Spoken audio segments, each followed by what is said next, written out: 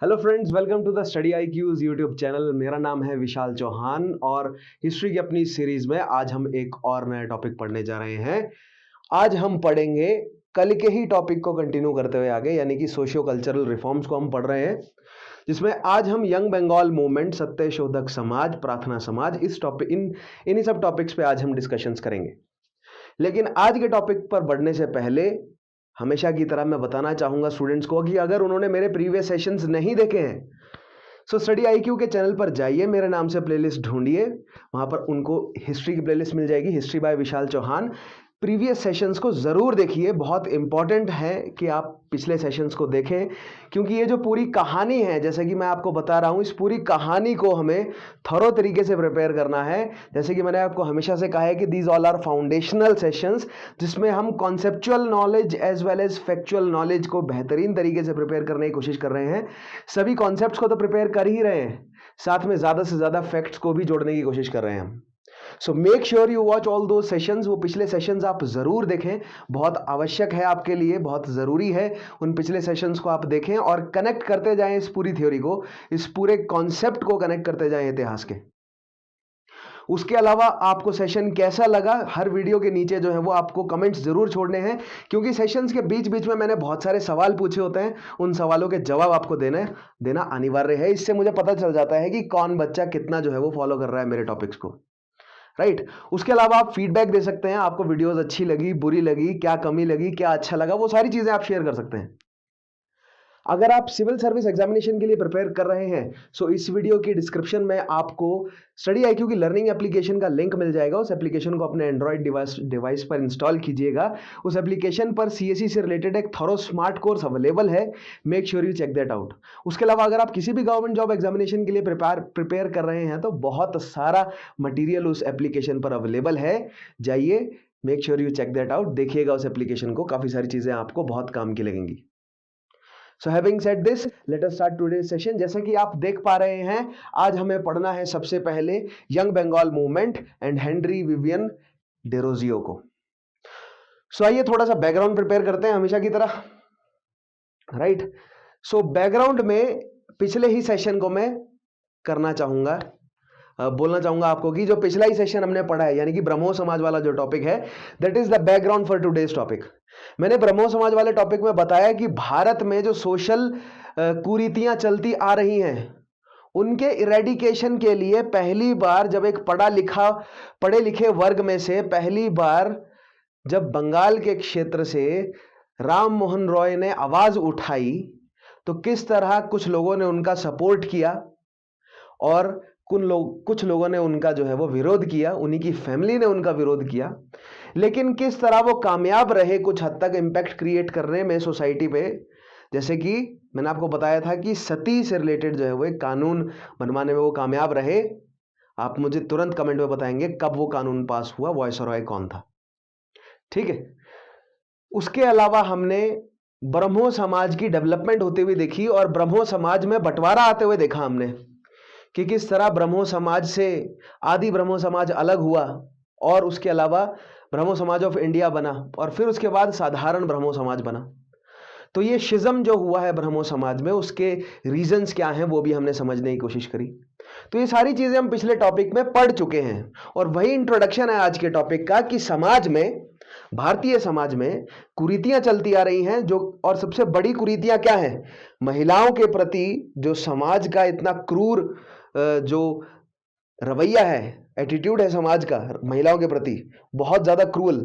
और दूसरी तरफ जो डाउन ट्रॉडन है, डाउन ट्रॉडन्स में कौन कौन है, डाउन ट्रॉडन्स में महिलाएं हैं और डाउन ट्रॉडन्स में स्पेशल सेक्ट्स हैं हमारी सोसाइटी के ऐसी कास्ट हैं या हमारी सोसाइटी का एक पूरा का पूरा वर्ण आप कह सकते हैं, एक पूरा वर्ण जो है वो डाउन ट्रॉडन है। दलित जिसको बाद में कहा गया, राइट, शेड्यूल्ड जिनको कहा गया बाद में, उनको टैग किया गया दलित और शेड्यूल्ड के टैग से।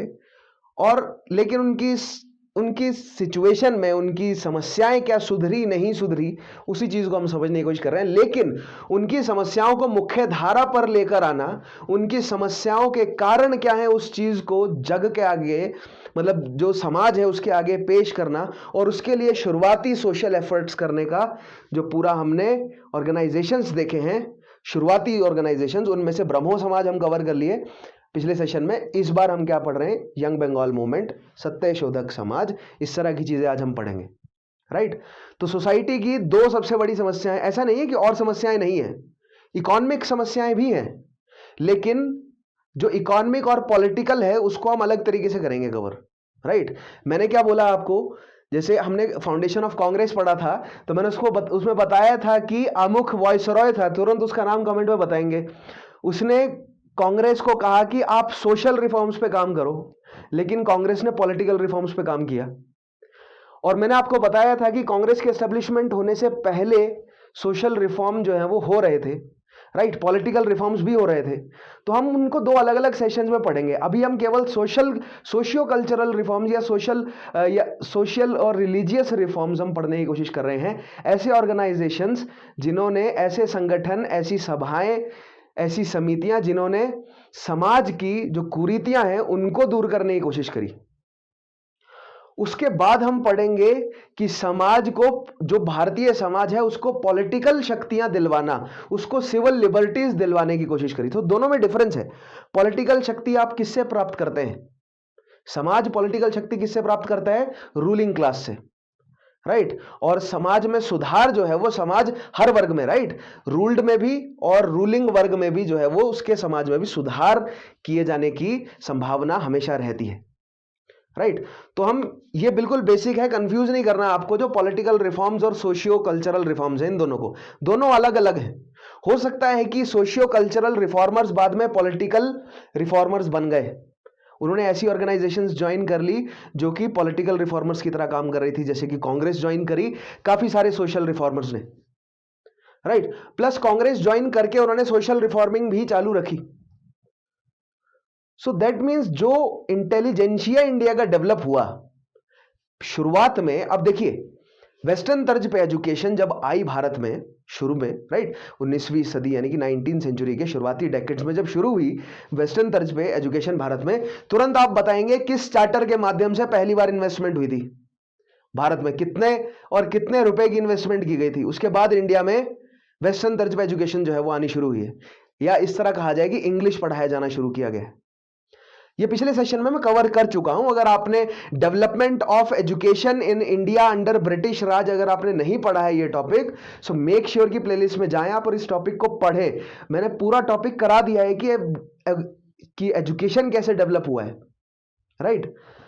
सो यहां पर हमें यह समझना है कि किस तरह 19th सेंचुरी के शुरुआती दशकों में भारत में इंग्लिश एजुकेशन आनी शुरू हुई।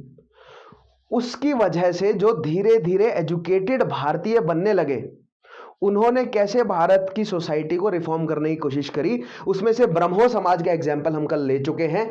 आज हम यंग बंगाल मूवमेंट या हेनरी विवियन डेरोजियो को समझने की कोशिश करेंगे कि ये व्यक्ति कौन थे। तो आइए इस पहली लाइन के माध्यम से देखते हैं और समझने की कोशिश करते हैं, ठीक है। तो हमारा बैकग्राउंड प्रिपेयर्ड है। भारत में सोशल जो है वो रिफॉर्म की आवश्यकता है। भारत में सोशल रिफॉर्म आना शुरू हुआ after the introduction of western ideas in India, those were established by Britishers in Bengal itself, right. Bengal से शुरुआत हुई, ठीक है, क्योंकि बंगाल में हमें राजा राम मोहन रॉय आते हुए दिखे, और फिर उनकी जो ब्रह्मो समाज, उनका जो ब्रह्मो समाज है वो धीरे धीरे पैन इंडिया में एस्टेब्लिश होने लगा। किसके अंडर? तुरंत आप मुझे लीडर बताएंगे कि ब्रह्मो समाज के किस लीडर ने बंगाल से बाहर ब्रांचेस खोलनी शुरू करी। ये सवाल है। देखिए हर टॉपिक में मैं इस तरह के सवाल पूछता जाऊंगा और इनके जवाब आपको देने होंगे। इनके जवाब आप तभी दे पाएंगे जब पिछले सेशंस आपने देखे होंगे, और इसी से हमारा पढ़ते पढ़ते भी रिवीजन होता जाएगा। अगर मान लीजिए आपको जवाब नहीं आता है, कोई और स्टूडेंट अगर जवाब दे दे तो उसका कमेंट में आंसर देख के आपको पता चल जाएगा, आपका भी रिवीजन हो गया। आपको एकदम ध्यान आ जाएगा कि अच्छा हाँ यही तो था आंसर, मुझे बस याद नहीं आ रहा था। ये क्यों होता है? रिवीजन नहीं करते आप इसलिए। सो मेक श्योर यू रिवाइज। मैंने आपको बोला है ना, रिवीजन का साइकिल 3 दिन, फिर 7 दिन, फिर 10 दिन, फिर 14 दिन का रिवीजन का साइकिल बना के रखिए, बहुत जरूरी है। It is all about revision, सारा गेम रिवीजन का है। पहला पॉइंट देखिएगा, during the late 1820s and early 1830s there emerged a radical intellectual trend among the youth in India. Youth in Bengal, India बाद में देखते हैं, पहले बंगाल की बात करते हैं। Youth in Bengal which came to be known as the Young Bengal Movement। 1820s और 1830s में बंगाल में कुछ ऐसे यूथ रेडिकल नेता उभर के आए और उन्होंने जो सोशल रिफॉर्म्स की बातें की, उन्होंने जो मूवमेंट क्रिएट किया है, उस मूवमेंट को कहा गया यंग बंगाल मूवमेंट। और उस मूवमेंट के लीडर के तौर पे एस्टेब्लिश हुए हेनरी विवियन डेरोजियो, जो कि एक एंग्लो इंडियन है। अब यहां पर कुछ एक बेसिक टर्म्स है जिनका एक्सप्लेनेशन देना अब मैं शुरू करता हूं। तो रेडिकल शब्द का मतलब क्या होता है? तो रेडिकल शब्द का बिल्कुल बेसिक मतलब यह है, रेडिकल एक ऐसी सोच है जो कि ऑलरेडी एग्जिस्टिंग सोच को डायरेक्टली और फंडामेंटली चैलेंज करती है। राइट? मान लीजिए बिल्कुल बेसिक चीज कि मान लीजिए अगर आपसे कहा जाए कि ये आमुख जो है वो आपकी, जैसे आपकी जो माता जी हैं, आपसे कहा जाए कि ये आपकी माता जी हैं, वो आपके लिए नेचुरल है। लेकिन अगर आपसे एकदम से कह दिया जाए कि ये आपकी माता नहीं है, राइट, वो आपके लिए क्या हो जाएगा? वो एक रेडिकल बात हो जाएगी। क्यों? क्योंकि जो आपकी फंडामेंटल अंडरस्टैंडिंग है कॉन्सेप्ट ऑफ मतलब मदर की, जो फंडामेंटल अंडरस्टैंडिंग है कि ये व्यक्ति मेरी मदर है, मेरी बायोलॉजिकल मॉम है, राइट, उस फंडामेंटल आइडियोलॉजी को, उस फंडामेंटल आपके कॉन्सेप्ट या फैक्ट को डायरेक्टली चैलेंज किया किसी और थॉट ने, कहा जाए कि वो आपकी मदर नहीं है, उसको कहा जाएगा कि ये एक रेडिकल, आपने एक रेडिकल बात करी, ये एक रेडिकल बात हुई कि ये मेरी मदर नहीं है। राइट? तो इसी चीज को सोसाइटी पे लगाकर देखते हैं, ठीक है, इसी सेम फंडे को। तो सोसाइटी में क्या चल रहा था? सोसाइटी में महिलाओं को जलाया जा रहा था सती के नाम पे। सोसाइटी में जो ऐसा वर्ग था सोसाइटी का, उनको पिछले 2000 सालों से पीठ झुका के चल रहे हैं, वो लोग पीठ पे उनके कोबड़ आ गए हैं, ठीक है। उसके अलावा उनसे साफ सफाई की जा रही है, उनको शहरों से दूर रखा जा रहा है, उनको कुओं में मतलब कुएं से उनको पानी नहीं निकालने दिया जा रहा। और कल को, और ये होता आ रहा है पिछले 2000 साल से, और एकदम से अचानक से 1820 से 30 के दशक में अचानक से कुछ एक रेडिकल ख्याल आता है। क्या मतलब? रेडिकल का मतलब कि कुछ नौजवान आते हैं और गांव में आके बोलते हैं कि इस कुएं से सभी पानी पिएंगे। तो गांव वालों के लिए वो ख्याल क्या था? वो रेडिकल था। क्यों? क्योंकि उनके जो फंडामेंटल बिलीफ है उसको डायरेक्टली चैलेंज कर रहा था। तो यहां पर आपको समझना है, आपके जो फंडामेंटल्स हैं उसको डायरेक्टली चैलेंज करने वाली चीजें क्या होंगी आपके लिए? रेडिकल। सो यहां पर रेडिकलिज्म क्या मतलब हुआ? कि ऐसा एक ट्रेंड जो कि फंडामेंटल्स को चैलेंज करता है, ठीक है। तो आज भी बहुत सारा रेडिकलिज्म है, पहचानने की कोशिश कीजिए और रीजन देखिए, कारण देखिए कि रेडिकल, अगर कोई व्यक्ति आपके हिसाब से रेडिकल है, रेडिकल्स के हिसाब से भी कुछ और चीज रेडिकल होगी। समझ रहे हैं? पर्सपेक्टिव्स की बात है ना सारी, धीरे धीरे परसेप्शंस पे बात करेंगे हम। मीन्स में आंसर राइटिंग में काम आती है वो चीज। नेक्स्ट चीज देखिएगा, a young Anglo Indian Henry Vivian Derozio, 1809 में उनका जन्म हुआ और 1831 में उनकी मृत्यु हो गई। 22 साल की उम्र में कॉलरा से उनकी मृत्यु हुई थी। Who taught at Hindu College from 1826 to 1831, was the leader and inspirer of progressive trend. तो 1809 में उनका जन्म हुआ और 1826 में उन्होंने पढ़ाना शुरू कर दिया।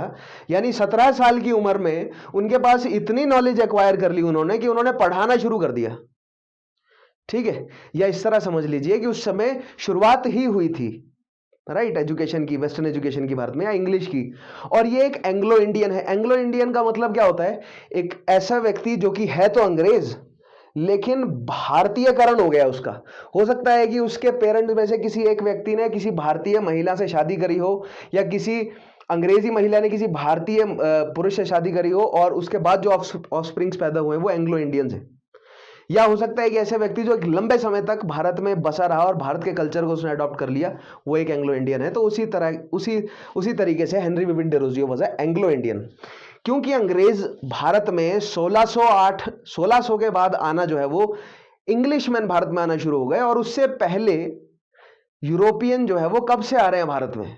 पहली बार यूरोपियन भारत में कब आए थे? कमेंट में डाल देंगे आप। जैसे ही मुझे कोई अगर पॉइंट याद आएगा ना, और मुझे ऐसा लगा कि एक सवाल है, मैं तुरंत पूछ लूंगा आपसे, बिल्कुल रहम नहीं करूंगा आप पे, ठीक है। तो बस ये दुआ कीजिए कि मेरे को बार बार जो है वो ऐसे रैंडम कॉन्सेप्ट्स याद आते रहें, क्योंकि इट इज नॉट नेसेसरी। हो सकता है कि मेरे को पॉलिटी का कोई कॉन्सेप्ट याद आ जाए और मैं तुरंत आपसे सवाल पूछ लूं, हो सकता है साइंसिस का आ जाए, राइट। हमारा काम क्या है, हमें रिवाइज करना है ना, हमें ज्यादा से ज्यादा चीजों के साथ जुड़े रहना है, रिवीजन बार बार। तो अगर कोई भी सवाल मैं पूछता हूं तो ये मत सोचा कीजिए सर आप इतिहास पढ़ा रहे हैं, आप इन्वायरमेंट का सवाल क्यों पूछ रहे हैं, या आपने करंट अफेयर का क्वेश्चन क्यों पूछ लिया। तो हो सकता है कि मैं धीरे धीरे आपको उन सब टॉपिक से भी इंट्रोड्यूस कराऊं। ठीक है। सो खैर, जैसे कि मैं कह रहा था कि एंग्लो इंडियन थे वो, अगर वो एंग्लो इंडियन थे तो अंग्रेजी भाषा का बैकग्राउंड था उनके पास, तो जल्दी उन्होंने ऑब्वियसली सीख ली। और उन्होंने जैसी जल्दी सीख ली तो उन्होंने पढ़ाना भी शुरू कर दिया। कहां पढ़ाना शुरू किया है उन्होंने, देखिए यहां पर लिखा है, उन्होंने हिंदू कॉलेज में पढ़ाना शुरू किया। अब यहां पर फिर से सवाल डाल देता हूं मैं आपको, तुरंत मुझे कॉलेज एस्टेब्लिश किसने किया है। ठीक है, नेक्स्ट पॉइंट देखिएगा, drawing inspiration from the great French revolution, Derozio inspired his प्यूपिल to think freely and rationally, question all authority, love liberty, equality and freedom. Liberty, equality और फ्रीडम, फ्रेंच रेवोल्यूशन ने तीन चीजें दी पूरी दुनिया को, वो थी लिबर्टी, फ्रेटर्निटी और इक्वालिटी। हम फ्रेंच रेवोल्यूशन को बहुत अच्छी डिटेल में पढ़ेंगे, काफी सारे कॉन्सेप्ट्स क्लियर करूंगा आपके फ्रेंच रेवोल्यूशन से लेकर। लेकिन यंग हेनरी ने क्या फ्रेंच रेवोल्यूशन से क्या सीखा कि लिबर्टी क्या है, इक्वालिटी क्या है और फ्रेटर्निटी क्या है, ब्रदरहुड क्या है, भाईचारा क्या होता है। और वही मैसेज वो उसने देना शुरू कर दिया अपने आसपास, जो भी उसको दिखा उसको जो है वो फ्रेंच रेवोल्यूशन से सीखे हुए इन आइडियाज को सिखाना शुरू कर दिया। तो ये डायरेक्ट सवाल बनता है कि हेनरी विविन डेरोजियो जो है वो किस रेवोल्यूशन से इंस्पायर्ड थे, तो आपको पता होना चाहिए फ्रेंच रेवोल्यूशन। जो स्टूडेंट जानते हैं फ्रेंच रेवोल्यूशन की टाइमलाइन, तुरंत आप मुझे कमेंट में बताएंगे फ्रेंच रेवोल्यूशन की टाइमलाइन क्या है, अदरवाइज मैं वर्ल्ड हिस्ट्री में डिटेल में कराऊंगा ही आपको। ठीक है, नेक्स्ट चीज देखिएगा, he established academic association, society for acquisition of general knowledge, debate club, Anglo Indian Hindu association. ये सारी एसोसिएशंस उसने शुरू करी, कहां पर काम करते हुए, हिंदू कॉलेज में पढ़ा रहा था वो हेनरी विवियन, और हिंदू कॉलेज में पढ़ाते हुए इन सब एसोसिएशंस को एस्टेब्लिश किया। क्या क्या, एक बार फिर से देखिएगा, बहुत इंपॉर्टेंट है, academic association, society for acquisition of general knowledge, debate club, Anglo Indian Hindu associations.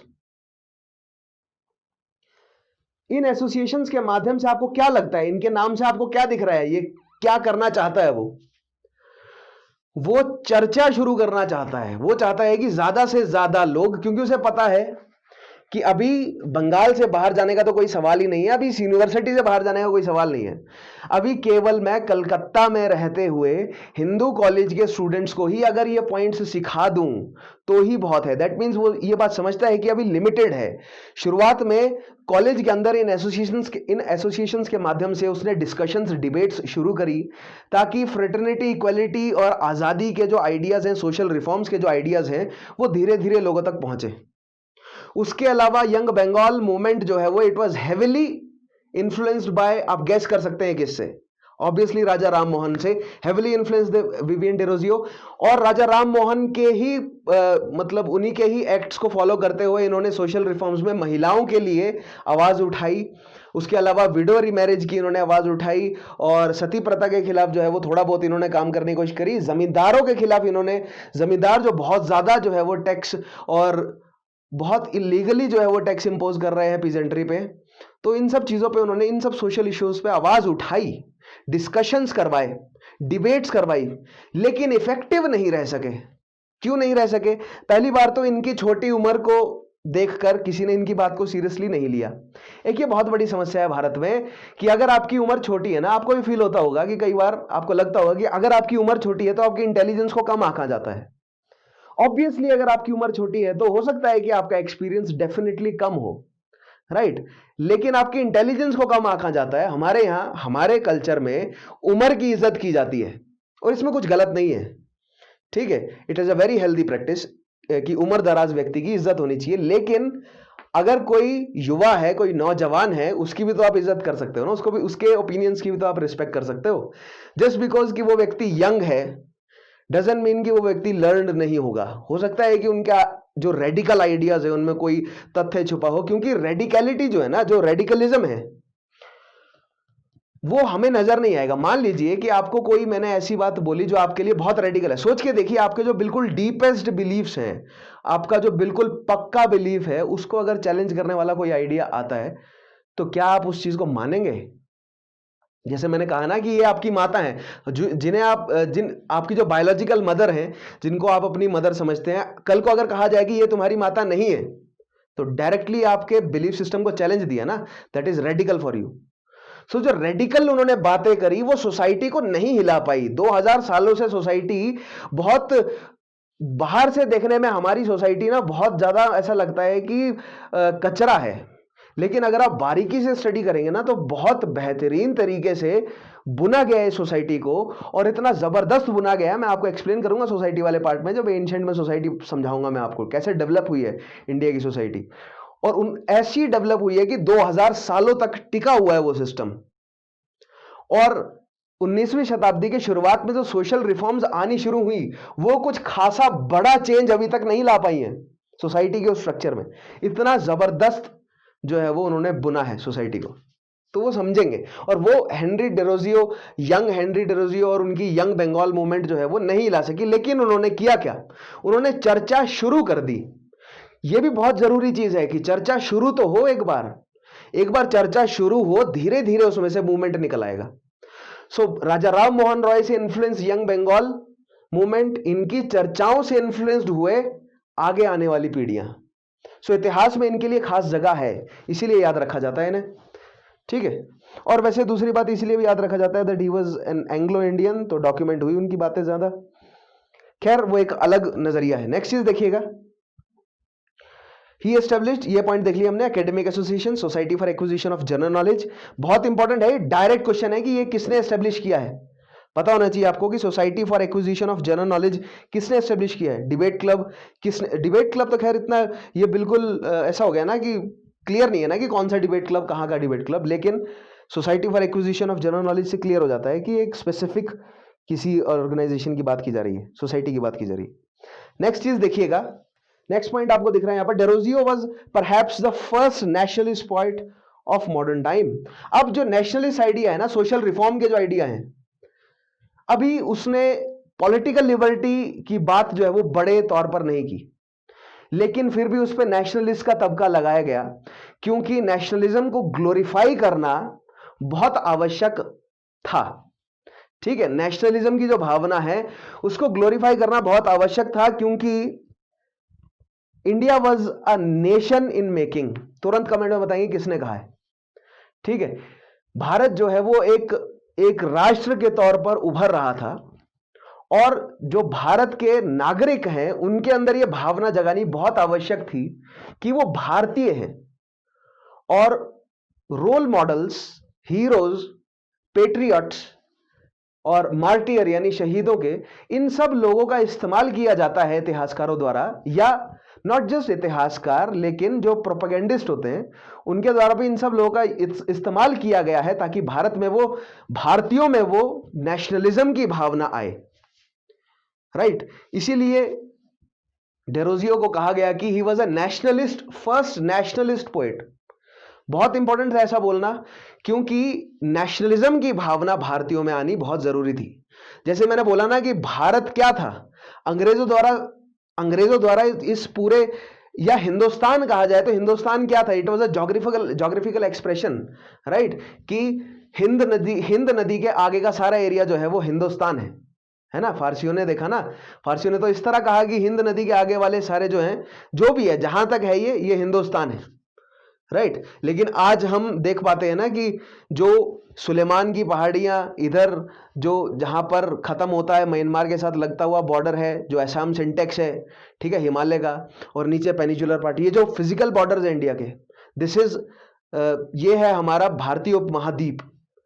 सो आजादी से पहले, बाद में पाकिस्तान बना है, लेकिन भारतीय उपमहाद्वीप को इंडिया जो है वो माना गया, और 19वीं सदी की बात की जाए तो पूरा भारतीय महाद्वीप जो है वो भारत के तौर पर रखा गया उसे। इसीलिए भारतीय महाद्वीप में होने वाली कोई भी पॉलिटिकल घटना, कोई भी सोशल रिफॉर्मर आया, उसको आगे आने वाले हिस्टोरियंस और आगे कई जो है वो नेताओं ने नेशनलिज्म का भाव बढ़ाने के लिए उनको नेशनलिस्ट के तौर पर जो है वो पोर्ट्रे किया, जो कि करना बहुत जरूरी था।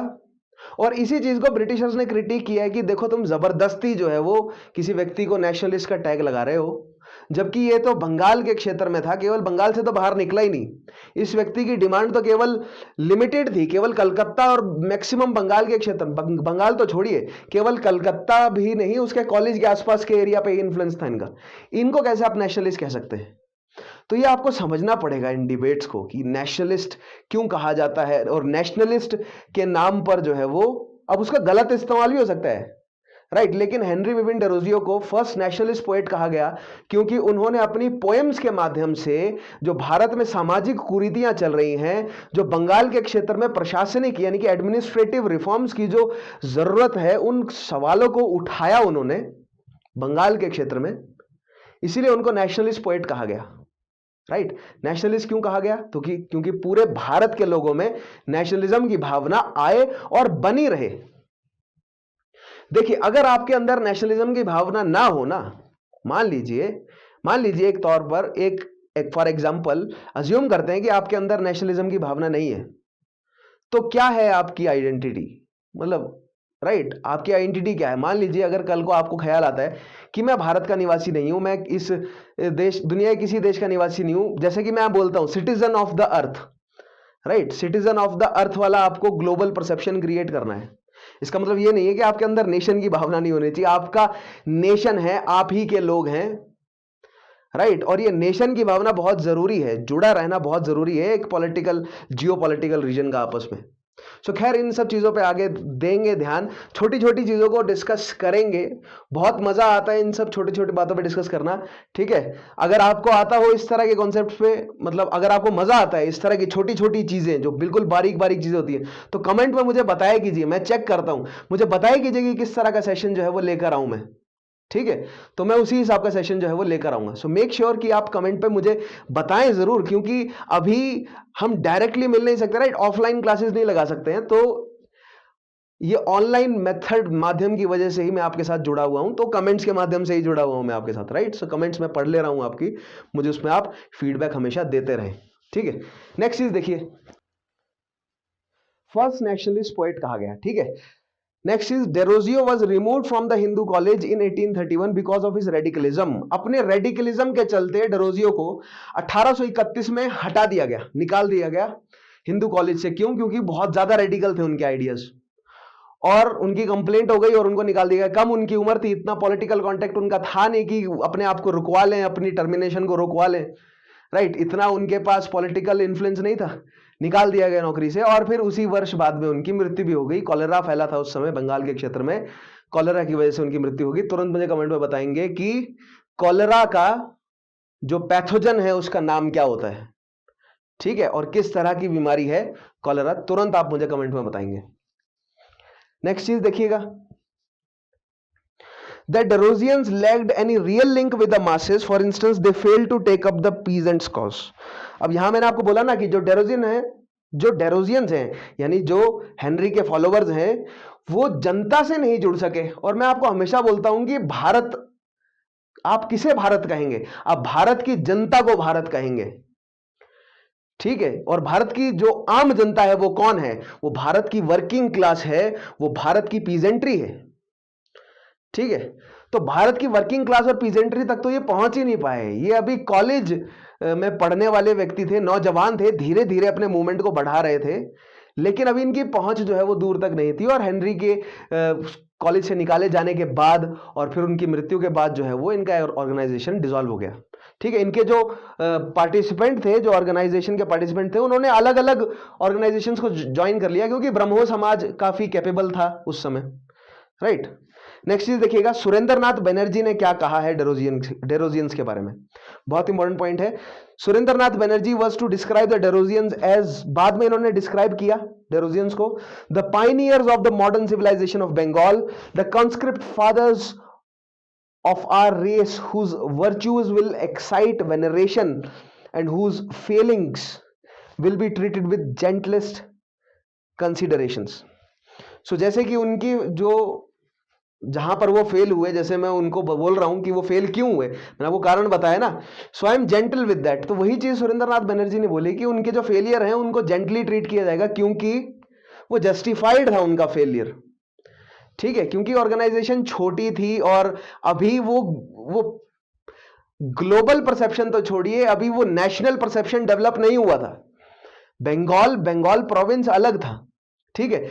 वो ज्योग्राफिकल एक्सप्रेशन हिंदुस्तान अभी इंडिया बनना था 1833 के बाद, ठीक है। जब गवर्नर जनरल को गवर्नर जनरल ऑफ बंगाल को गवर्नर जनरल ऑफ इंडिया बनाया गया, राइट। पॉलिटिकली अधिकरण किया अंग्रेजों ने पूरे भारतीय उपमहाद्वीप का, और फिर 1858 के बाद वायसरॉय जो है वो पूरे भारतीय उपमहाद्वीप को रूल किया उसने, ठीक है। सो सुरेंद्रनाथ बनर्जी का ये स्टेटमेंट आप ध्यान से पढ़ेंगे। फिर से देखते हैं, द पाइनियर्स, पाइनियर्स यानी कि शुरुआत करी इन्होंने मॉडर्न सिविलाइजेशन लाने की, कहां पर? बंगाल में। The conscript fathers of our race whose virtues will excite veneration and whose failings will be treated with greatest gentlest consideration। आइए आगे देखते हैं। नेक्स्ट समझने की कोशिश करते हैं हम ईश्वर चंद्र विद्यासागर। अब आप कहेंगे कि सर आपने हेडिंग में जो कैप्शन था वहां पर तो लिखा नहीं था कि ईश्वर चंद्र विद्यासागर भी पढ़ने वाले हैं आज हम। तो सारी चीजें मैंने मेंशन नहीं करी, जो मेन है उनको लिखा मैंने। ऐसा नहीं है कि ईश्वर चंद्र विद्यासागर जी मेन नहीं है, लेकिन जस्ट आपको आइडिया लग गया ना टाइम फ्रेम, किस टाइम फ्रेम की बात कर रहे हैं हम 1858 से पहले के रिफॉर्मिस्ट को पढ़ रहे हैं, ठीक है। सो ईश्वर चंद्र विद्यासागर भी उसी टाइमलाइन में कहीं फिट होते हैं। पहला पॉइंट देखिएगा, the great scholar and reformer Vidyasagar's ideas were a happy blend of Indian and western thought, right. So Ishwar Chandra Vidyasagar की आइडियोलॉजी पर अगर पहला पॉइंट ही आपको पूछा जाए तो आप कहेंगे कि ईश्वर चंद्र विद्यासागर की जो आइडियोलॉजी थी वो इंडियन और वेस्टर्न थॉट को जोड़ने वाली थी। तो आप यहां पर तुरंत, बिल्कुल तुरंत जो है वो कनेक्ट कर सकते हैं कि किससे इन्फ्लुएंस्ड होंगे। कहीं ना कहीं से तो इन्होंने आइडियाज लिए होंगे ना। अब यहां पर एक बहुत बेसिक चीज है, मैं चाहता हूं आपके अंदर, आपके बिल्कुल कॉमन सेंस की बात है, लेकिन हम एड्रेस नहीं करते उस चीज को, है ना। हम बिल्कुल कॉमन सेंस की बात है, हमारे सामने बिल्कुल हो रहा है, लेकिन हम समझ नहीं पाते। वो ये है कि मान लीजिए जब आप पैदा हुए, राइट, जब आप अपनी मतलब पैदा हुए जब आप, तो क्या आप कुछ सीख के आए थे? नहीं, बहुत कम जो है वो जेनेटिकली कोडेड थी आपके दिमाग में चीजें, कि by the sense of smell आप अपनी मदर और फादर को पहचान सकते थे। उसके अलावा कुछ ज्यादा चीजें, कुछ सर्वाइवल की चीजें आपको पता थी कि कोई परेशानी है तो रो लेना है, राइट। तो ये कुछ बेसिक चीजें आपको पता थी, उसके अलावा कुछ नहीं जानता था आपका दिमाग। जितने भी आइडियाज आपके दिमाग में प्रेजेंटली हैं वो सभी आपने सीखे हैं, राइट, या डले हैं आपके दिमाग में। आप कॉन्शियसली या सबकॉन्शियसली या अनकॉन्शियसली आपके दिमाग में वो सारे आइडियाज डले हैं, और वो सारे आइडियाज जो आपके दिमाग में प्लांट किए गए हैं, हो सकता है कि आपका कुछ आइडियाज पे कंट्रोल था, कुछ आइडियाज जो है वो सिस्टम ने आपके दिमाग में प्लांट कर दिए, लेकिन वो इमीडिएट जो आपका एनवायरनमेंट है उसका असर पड़ता है। दैट मीन्स ईश्वर चंद्र विद्यासागर अगर भारतीय as well as western culture को कनेक्ट करके चल रहे हैं, सो दैट मीन्स ये विचारधारा उनके अंदर कहां से उनको प्रेरणा मिली इस विचारधारा को अडॉप्ट करने की। सो तुरंत आप कहेंगे that he was influenced by, इनसे पहले कौन है? ब्रह्मो समाज। तो ब्रह्मो समाज से इन्फ्लुएंस्ड है कौन? ईश्वर चंद्र विद्यासागर। और ब्रह्मो समाज कहां से इन्फ्लुएंस होंगे फिर? राजा राम मोहन रॉय ने कहां से इंस्पिरेशंस ली? तो आप पढ़ेंगे राजा राम मोहन रॉय की इंस्पिरेशंस को। पिछले टॉपिक में मैंने आपको पूरा एक्सप्लेन किया है कि राजा राम मोहन रॉय की इंस्पिरेशंस क्या थी, ठीक है। तो आगे देखते हैं, he believed in high moral values, was a deep humanist and was generous to the poor. अब ईश्वर चंद्र विद्यासागर की जेनरोसिटी, उनकी उदारता को आज तक जो है वो एग्जाम्प्लीफाई किया जाता है बंगाल के क्षेत्र में। ये कहानियां जो है वो विद्यासागर जी के बारे में फेमस है कि अगर वो सर्दी के समय अगर घर से बाहर निकले हैं, अगर वो कभी भी किसी गरीब को अगर निर्वस्त्र पाते थे तो तुरंत अपने पहने हुए ओढ़े हुए कपड़े को गरीबों को पहना दिया करते थे।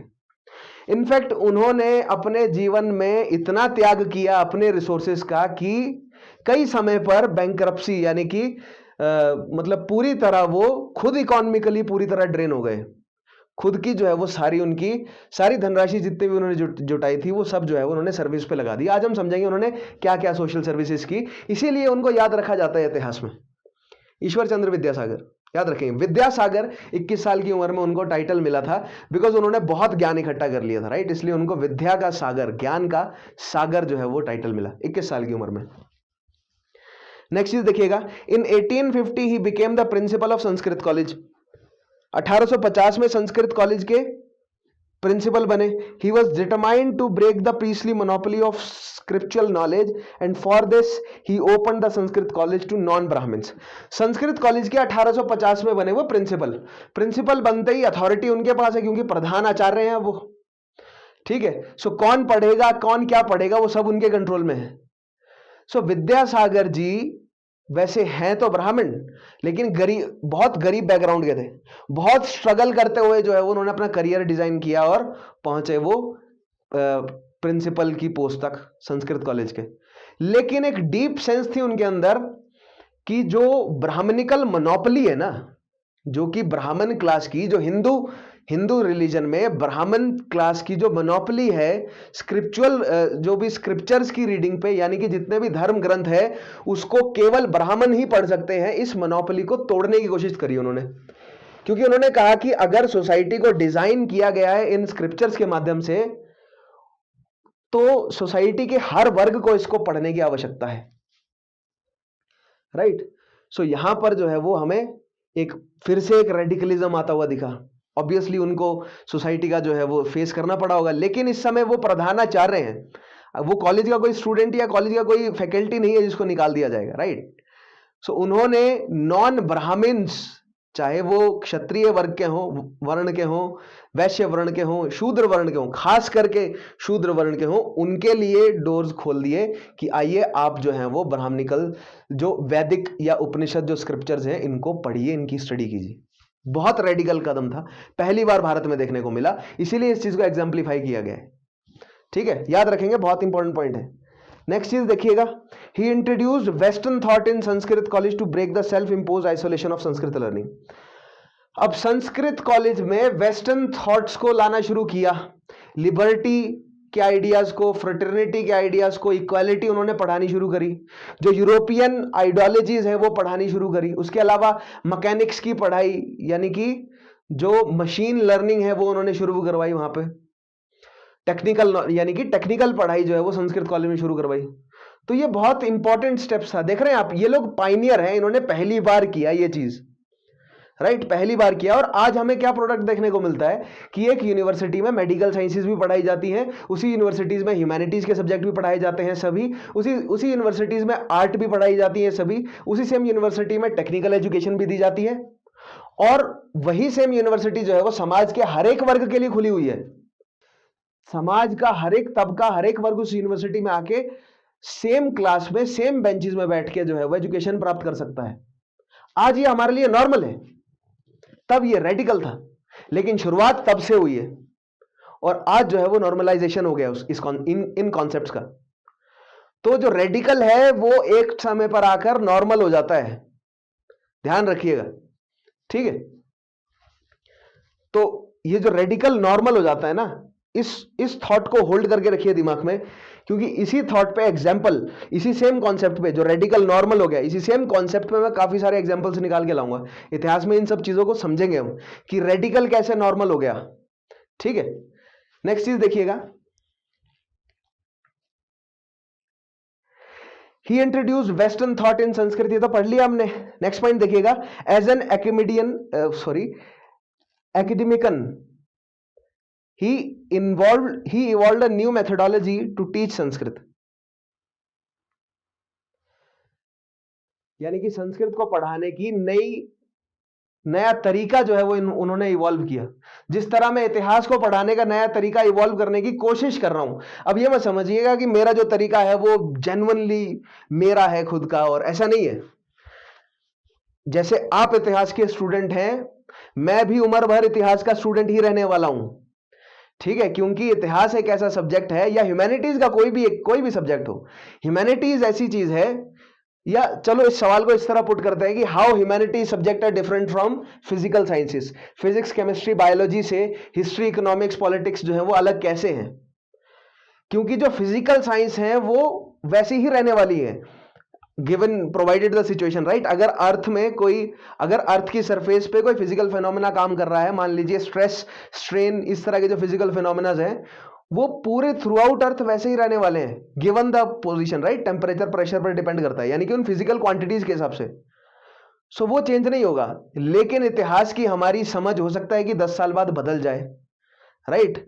इकोनॉमिक्स की हमारी समझ हो सकता है कि कुछ सालों बाद बदल जाए, पॉलिटी की समझ हमारी कुछ सालों बाद बदल जाए। तो ह्यूमैनिटीज एक ऐसा सब्जेक्ट है जिसमें कॉन्स्टेंटली चेंज आने की जो है वो संभावना बनी रहती है। इसीलिए I am a student of history through out life, right. पूरी जिंदगी हम इतिहास का स्टूडेंट बने रहने वाले हैं, क्योंकि हो सकता है कि कल को कोई नई खोज निकल जाए और मेरे ही विचारधारा बदल जाए।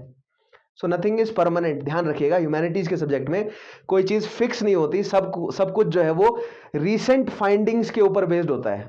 अभी जो रिसेंटली फाइंड किया उसके ऊपर बेस्ड है, ठीक है। तो हमें ध्यान रखनी है, छोटी सी चीज समझना है हमें। सो उसी तरह उन्होंने संस्कृत को पढ़ने का तरीका जो है वो चेंज किया। अब जैसे हिस्ट्री को पढ़ने का तरीका जो है वो मैं थोड़ा सा चेंज करने की कोशिश कर रहा हूं आपका, क्योंकि अभी तक आपने जो है वो फैक्ट्स रटे होंगे, हो सकता है कि आपने बहुत सारी वीडियोस देखी होंगी, लेकिन कॉन्सेप्ट, कहानी समझाना, कॉन्सेप्ट समझाना, राइट, चीजों की डीप में उतरना, एटिमोलॉजी को पकड़ना, शब्द कहां से डेवलप हुआ है, ये सारी चीजों को कनेक्ट करना चाहता हूं मैं। सो अगर आपको बढ़िया लगता है मेरा पढ़ाने का तरीका, तो तुरंत मुझे आप कमेंट में जरूर बताएंगे कि क्या आपको पसंद आया मेरा पढ़ाने का तरीका या नहीं। और अगर पसंद आता है तो मेरे बोलने की आवश्यकता नहीं है, आप इस वीडियो को लाइक माइंडेड पीपल, ऐसे स्टूडेंट्स जिनको लगता है कि फायदा होगा इन वीडियोस को देख के, उनसे शेयर जरूर करें, ठीक है। नेक्स्ट चीज देखिएगा, he also devised a new Bengali primer जिसका नाम रखा गया बोर्नो परिचय and evolved a new pro style. New Bengali primer क्या है? बेसिकली बंगाली भाषा के जो अल्फाबेट्स है ना, बंगाली लैंग्वेज के जो अल्फाबेट्स हैं उसको सीखने का एक नया तरीका उन्होंने एस्टेब्लिश किया, जो कि आज तक चल रहा है, आज तक सीख रहे हैं बच्चे। मतलब थोड़ा सा मॉडिफाई हो गया है, लेकिन उसी बेसिस पे आज तक पढ़ाई जा रही है बंगाली। तो पाइनियर थे, पाइनियर्स को हमें ध्यान रखना है, ऐसे व्यक्तियों को जिन्होंने शुरुआत की ट्रेंड्स की, ठीक है। ट्रेल ब्लेजर्स को हमने ध्यान रखना है, उनका नाम ध्यान रखना है हमें। नेक्स्ट चीज, Vidyasagar started a movement in support of window remarriage which resulted in legislation of window remarriage 1856, right. अपने पूरे करियर में वो विडो रीमैरिज के ऊपर जो है वो बहुत काम किया उन्होंने, ठीक है। सो हम देख पा रहे हैं कि 19वीं शताब्दी में ही विडो रीमैरिज का कॉन्सेप्ट जो है वो उठा है। उससे पहले जो महिला विधवा हो गई उसका जीवन विधवापन में ही बीत गया। महिलाओं को मुंडन किया जाना, राइट, उनको खाना न दिया जाना, जमीन पे सुलाना, जो सती नहीं हुई, राइट, जो सती हो गई उनका तो जीवन खत्म हो गया, जो जीवित रह गई उनके बालों को मुंडवा दिया जाता था। सादे कपड़े, नंगे पैर, जमीन पे सोना, बिल्कुल सादा खाना खाना, ये उनका जीवन था और थ्रू आउट जिंदगी ऐसा ही रहता था उनका। तो ये समाज की कुरीतियां थी। महिलाओं का अपना जीवन जीने का पूरा हक है, था भी उस समय, और जो कि उन्हें नहीं मिल रहा था। इसीलिए विडो रिमैरिज एक्ट आया 1856 में।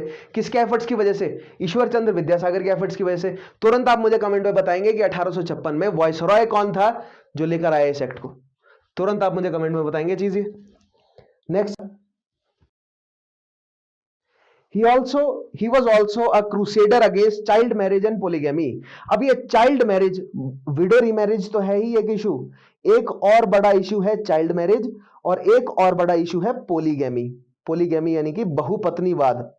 बहुपत्नीवाद का मैंने आपको पिछले सेशन में एक एग्जांपल दिया था कि एक ब्राह्मण 80 साल के पुरुष की 200 बीवियां, और ये 200 बीवियां उसने रिलेशनशिप एस्टेब्लिश करने के लिए नहीं, एक सोशल स्टेटस के लिए। जैसे कि मैंने बोला ना कि उसकी जो सबसे छोटी बीवी वो 8 साल की, हो सकता है कि उससे वो जिंदगी भर कभी मिले ही ना, उसकी तरफ कभी देखे ही ना, राइट, और उसकी मृत्यु के बाद उस लड़की को सती होना पड़ेगा। मान के देखिए 8 साल 10 साल की लड़की को सती किया जा रहा है, ठीक है।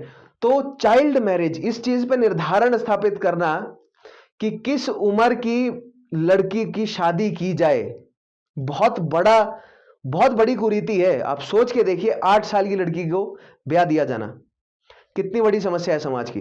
जस्ट बिकॉज, क्योंकि जब तक वो अपने पिता के घर में है तब तक वो उस पर सामाजिक बोझ है, और वो बोझ उसे जल्द से जल्द उतारना है, राइट। और जो पुरुष है उसको यंग से यंग लड़की से शादी करनी है, वो भी उसका सोशल स्टेटस है। तो यहां पर महिलाओं को इस्तेमाल किया जा रहा था सोशल स्टेटस के रिफ्लेक्शन के तौर पे। बंगाल जहां पर शक्ति की पूजा की जाती है, वहां पर महिला की यह सिचुएशन भी थी। क्या कह रहा हूं मैं, है एक्चुअली, सोच के देखिए। महिलाओं की हम महिलाओं का एक तरफ हम महिलाओं को शक्ति की तरह पूजते हैं और दूसरी तरफ हम महिलाओं को ऑब्जेक्ट की तरह ट्रीट करते हैं। बहुत बड़ी समस्या है हमारी समाज की। ठीक है, नेक्स्ट चीज देखिएगा, he did much for the cause of women education. Women के एजुकेशन के लिए भी उन्होंने काम किया ऑब्वियसली। अब क्या काम किया वुमेन एजुकेशन में, देखिए यहां पर, as government inspector of schools, principal तो थे ही, उसके बाद गवर्नमेंट इंस्पेक्टर बने स्कूल्स के। He helped organise 35 girls school, many of which he ran at his own expense. अपने खुद के खर्चे पर बहुत सारे उन्होंने स्कूल खोले और लगभग 35 स्कूल उन्होंने, 35 schools, girls, specifically girls school उन्होंने खोले ताकि प्राइमरी एजुकेशन लड़कियों को दी जा सके। और लगभग 1300 लड़कियों को उन्होंने जो है वो इन स्कूल में एडमिट करवाया। प्राइमरी एजुकेशन वो देने में कामयाब रहे, लेकिन अब सेकेंडरी एजुकेशन कैसे दी जाए, तो उन्होंने बैथून स्कूल में जो है वो भारतीय लड़कियों को एडमिशन दिलवाने की जो है वो पूरी कोशिश करी। सो नेक्स्ट पॉइंट देखिएगा, as secretary of Bethune school, और बैथून स्कूल एस्टेब्लिश हुआ है 1849 में। He was one of the pioneers of higher education for women in India. Bethune school में हायर एजुकेशन, महिलाओं को टेक्निकल एजुकेशन दी जाए, महिलाओं को हायर एजुकेशन दी जाए, महिलाओं को अब हायर और प्राइमरी एजुकेशन में डिफरेंस क्या है, क्योंकि प्राइमरी एजुकेशन में आपको बिल्कुल बेसिक चीजें समझाई जाती है ना, कि गणित क्या है, विज्ञान क्या है, भाषा क्या है, भाषा को कैसे उपयोग करते हैं, ये सारी चीजें सिखाई जाती हैं आपको। हायर सेकेंडरी में, सीनियर सेकेंडरी, हायर सेकेंडरी में आपके स्पेसिफिक सब्जेक्ट हो जाते हैं कि आपको साइंस पढ़ना है, केवल ह्यूमैनिटीज पढ़ना है, केवल आर्ट सब्जेक्ट को पढ़ना है, राइट। सो यहां पर बैथून स्कूल जो कि 1849 में एस्टेब्लिश हुआ। The Bethune school founded in Calcutta, किसके द्वारा, जॉन एलियट बैथून। बहुत इंपॉर्टेंट है, एक ब्रिटिश है, जॉन एलियट ड्रिंक वाटर बैथून इनका पूरा नाम है। was the result of powerful movement for women's education that arose in 1840s and 1850s। Bengal के क्षेत्र में 1840 से 1850 के बीच में एलियट साहब द्वारा एस्टेब्लिश जो बैथून स्कूल है, और जो महिलाओं को, सशक्त महिलाओं को जो है वो एजुकेशन प्रोवाइड करने का जो मूवमेंट शुरू हुआ है, उनमें इन दो लोगों का बंगाल में बहुत एजुकेशन के लिए, राइट। बाकी राजा राम मोहन रॉय सती के लिए याद रखे जाते हैं, ईश्वर चंद्र विद्यासागर जो है वो विडो रिमैरिज के लिए भी, उसके अलावा प्राइमरी एजुकेशन और सेकेंडरी एजुकेशन के लिए भी। तो ध्यान रखना आपको इन व्यक्तियों का नाम, किस व्यक्ति ने किस ऑब्जेक्टिव के लिए जो है वो काम किया और उससे रिजल्ट क्या निकल कर आया। यही तो हमारा मतलब है ना इन सबको पढ़ने का। ये सारे फैक्ट्स तो हैं, कॉन्सेप्ट तो मैं क्लियर कर ही रहा हूं, साथ में फैक्ट्स भी जुड़ते जा रहे हैं। बेहतरीन तरीके से तैयारी होगी। और आपको अगर ऐसा लगता है कि कुछ चीजें छूट गई हैं, तो हो सकता है मैंने जान के छोड़ी हो, क्योंकि जैसा कि मैंने बोला कि दीज आर फाउंडेशनल सेशंस। जब मैं इंडिविजुअल सेशंस लूंगा ना, मैं विद्यासागर जी पर एक अलग सेशन लूंगा, या हो सकता है कि मैं केवल वुमेन एजुकेशन पर एक अलग से सेशन लूं और वहां पर विद्यासागर जी को इंक्लूड करूं, तब हो सकता है कि बहुत सारी चीजें जो है वो वुमेन एजुकेशन से जुड़ी हुई बहुत सारी चीजें वहां कवर हो। लेकिन पहले फाउंडेशन बनानी बहुत आवश्यक है, उसके बाद हमें हायर लेवल पर मूव करना है। ठीक है, नेक्स्ट चीज देखिए, the young students were shouted at and abused and sometimes even their parents subjected to social boycott. Many believed that girls who had received Western education would make slaves of their husbands. अब आज भी हमारे समाज में कुछ खास बदलाव नहीं आया है महिलाओं की एजुकेशन को लेकर, या एजुकेटेड महिला को लेकर लोगों के मन में। आप खुद देखिए, जहां से आप बिलोंग करते हैं, जहां भी आप रहते हो भारत में, वहां के ग्रामीण तो छोड़िए, शहरी समाज में भी अगर आप देखें तो कहीं ना कहीं ये डीप रूटेड भावना आज तक है कि अगर कोई महिला एजुकेशन प्राप्त कर ले, कोई महिला जो है वो इकोनॉमिकली इंडिपेंडेंट हो जाए, कोई महिला अगर सोशली इंडिपेंडेंट हो जाए, तो वो डोमिनेट करने लग जाती है अपनी फैमिली को, हो सकता है कि अपने हस्बैंड को डोमिनेट करने लग जाए। ठीक है, ये एक मिसकंसेप्शन आज तक बना हुआ है सबके दिमाग में, नॉट सबके, लेकिन बहुत रूढ़िवादी लोगों के दिमाग में है ये। और ये चीज अगर आज है तो उसको एम्पलीफाई कर दो, और मानो कि 200 साल पहले कैसा रहा होगा, उस चीज को चैलेंज करना, और फिर छोटी छोटी लड़कियों का स्कूल जाना, जो कि आज भी कई ग्रामीण क्षेत्रों में मैंने देखा है कि अगर लड़कियां स्कूल जा रही हैं तो उस चीज को व्यर्थ माना जाता है कि लड़कियां स्कूल जाकर क्या करेंगी, व्यर्थ है। ये केवल भारत की समस्या नहीं है, लगभग सभी थर्ड वर्ल्ड कंट्रीज में यही समस्या है। अब ये थर्ड वर्ल्ड क्या है, विश्व युद्ध के समय समझाऊंगा आपको मैं, ठीक है, जब वर्ल्ड हिस्ट्री कराऊंगा तब मैं आपको फर्स्ट वर्ल्ड, सेकंड वर्ल्ड और थर्ड वर्ल्ड में डिफरेंस सिखाऊंगा, ठीक है। लेकिन महिलाओं का स्कूल में जाना, लड़कियों का स्कूल में जाना, उनको अब्यूज किया जाता था, उनको मारा पीटा जाता था, ऐसे टपली मार रहे हैं उनके सर में कि तुम स्कूल जा रही हो, क्या करोगी, राइट। सो ये एक बहुत बड़ी समस्या थी, ये बहुत बड़ी समस्या है। इस समस्या को इरेडिकेट करना बहुत जरूरी है। आपको एजुकेट होना है खुद को, और अपने समाज की महिलाओं को भी एजुकेट करना है, बहुत जरूरी चीज है, जरूरी हिस्सा है हमारे समाज का ये, ठीक है। नेक्स्ट चीज देखिएगा। ऑलराइट, अब आगे देखते हैं। सो यहां पर आप देख पा रहे हैं बाल शास्त्री जाम्बेकर जी के बारे में समझते हैं अब हम। पहला पॉइंट देखिएगा, बाल Shastri जाम्बेकर was a pioneer of social reform through journalism in Bombay. He attacked Brahminical orthodoxy and tried to reform popular Hinduism. अब यहां पर एक पैटर्न आपको समझ आ गया होगा कि अभी हम सबसे पहले तो पाइनियर्स के बारे में पढ़ रहे हैं, यानी ऐसे व्यक्ति जिन्होंने शुरुआत करी किसी तरह की रिफॉर्म की। तो यहां पर बंगाल में रिफॉर्म्स हमने देखे। बंगाल में रिफॉर्मर्स, पाइनियर रिफॉर्मर्स कौन कौन थे? राजा राम मोहन रॉय, उसके साथ उनके सबॉर्डिनेट्स या उनके सक्सेसर जो रहे देवेंद्रनाथ टैगोर, फिर उसके बाद केशव चंद्र सेन, आनंद मोहन बोस। तो ये तो जो शुरुआती है, फिर उनको फॉलो किया इन्होंने, राइट। पाइनियर कौन था? Pioneer was Raja Ram Mohan Roy, pioneer was Henry Vivian Derozio, pioneer was Ishwar Chandra Vidyasagar, but that was in Bengal. Bombay में भी तो हो रहा है ना। अब अगर बंगाल या कैलकाटा कहा जाए या फोर्ट विलियम कहा जाए, अगर वो अंग्रेजों की इंपॉर्टेंट जो है वो क्या है, क्या उनकी तो कैपिटल है ना वो, राइट। तो वहां पर अगर वो ब्रिटिश एजुकेशन सिस्टम एस्टेब्लिश कर रहे हैं, तो उसके अलावा जो इंपॉर्टेंट प्रोविंसेस मद्रास और बॉम्बे की है, वहां पर भी तो हो रही होगा ना। तो दैट मीन्स वेस्टर्न एजुकेशन का हिट अगला बंबई में आ रहा होगा और मद्रास में आ रहा होगा। तो बॉम्बे में जो वेस्टर्न एजुकेशन आई है, उसकी वजह से वहां पर जो रिफॉर्मर्स एस्टेब्लिश होने लगे हैं, उनको हमें समझना है। अब मैंने आपको डेवलपमेंट ऑफ प्रेस एक टॉपिक करवाया है, उसमें मैंने आपको बताया कि किस तरह प्रेस जो है वो एस्टेब्लिश हुई भारत में, और प्रेस जो है वो माध्यम बनी किसका? जो नेशनलिस्ट है, उन्होंने जो जनसाधारण की आवाज को उठाया और जो नेशनलिस्ट मुद्दे हैं उनको लोगों तक पहुंचाने का इस्तेमाल जो है वो किस तरह प्रेस के माध्यम से किस तरह जो है वो भारतीयों ने किया यूज। और वहां पर भी हमें देखने को मिलता है कि बंगाल में शुरुआती जो है वो नेशनलिस्ट प्रेस हमें देखने को मिलती है। लेकिन ऐसा नहीं है, प्रेस क्या है, एक हैवी इंडस्ट्री थी उस समय के हिसाब से।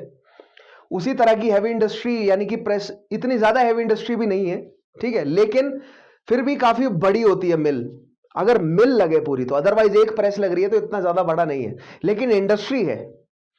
तो जो प्रिंटिंग प्रेसेस हैं, जो ये प्रिंटिंग इंडस्ट्री है, ये बंगाल में भी डेवलप हो रही है, ये बम्बई में भी डेवलप हुई, और ये मद्रास में भी हुई।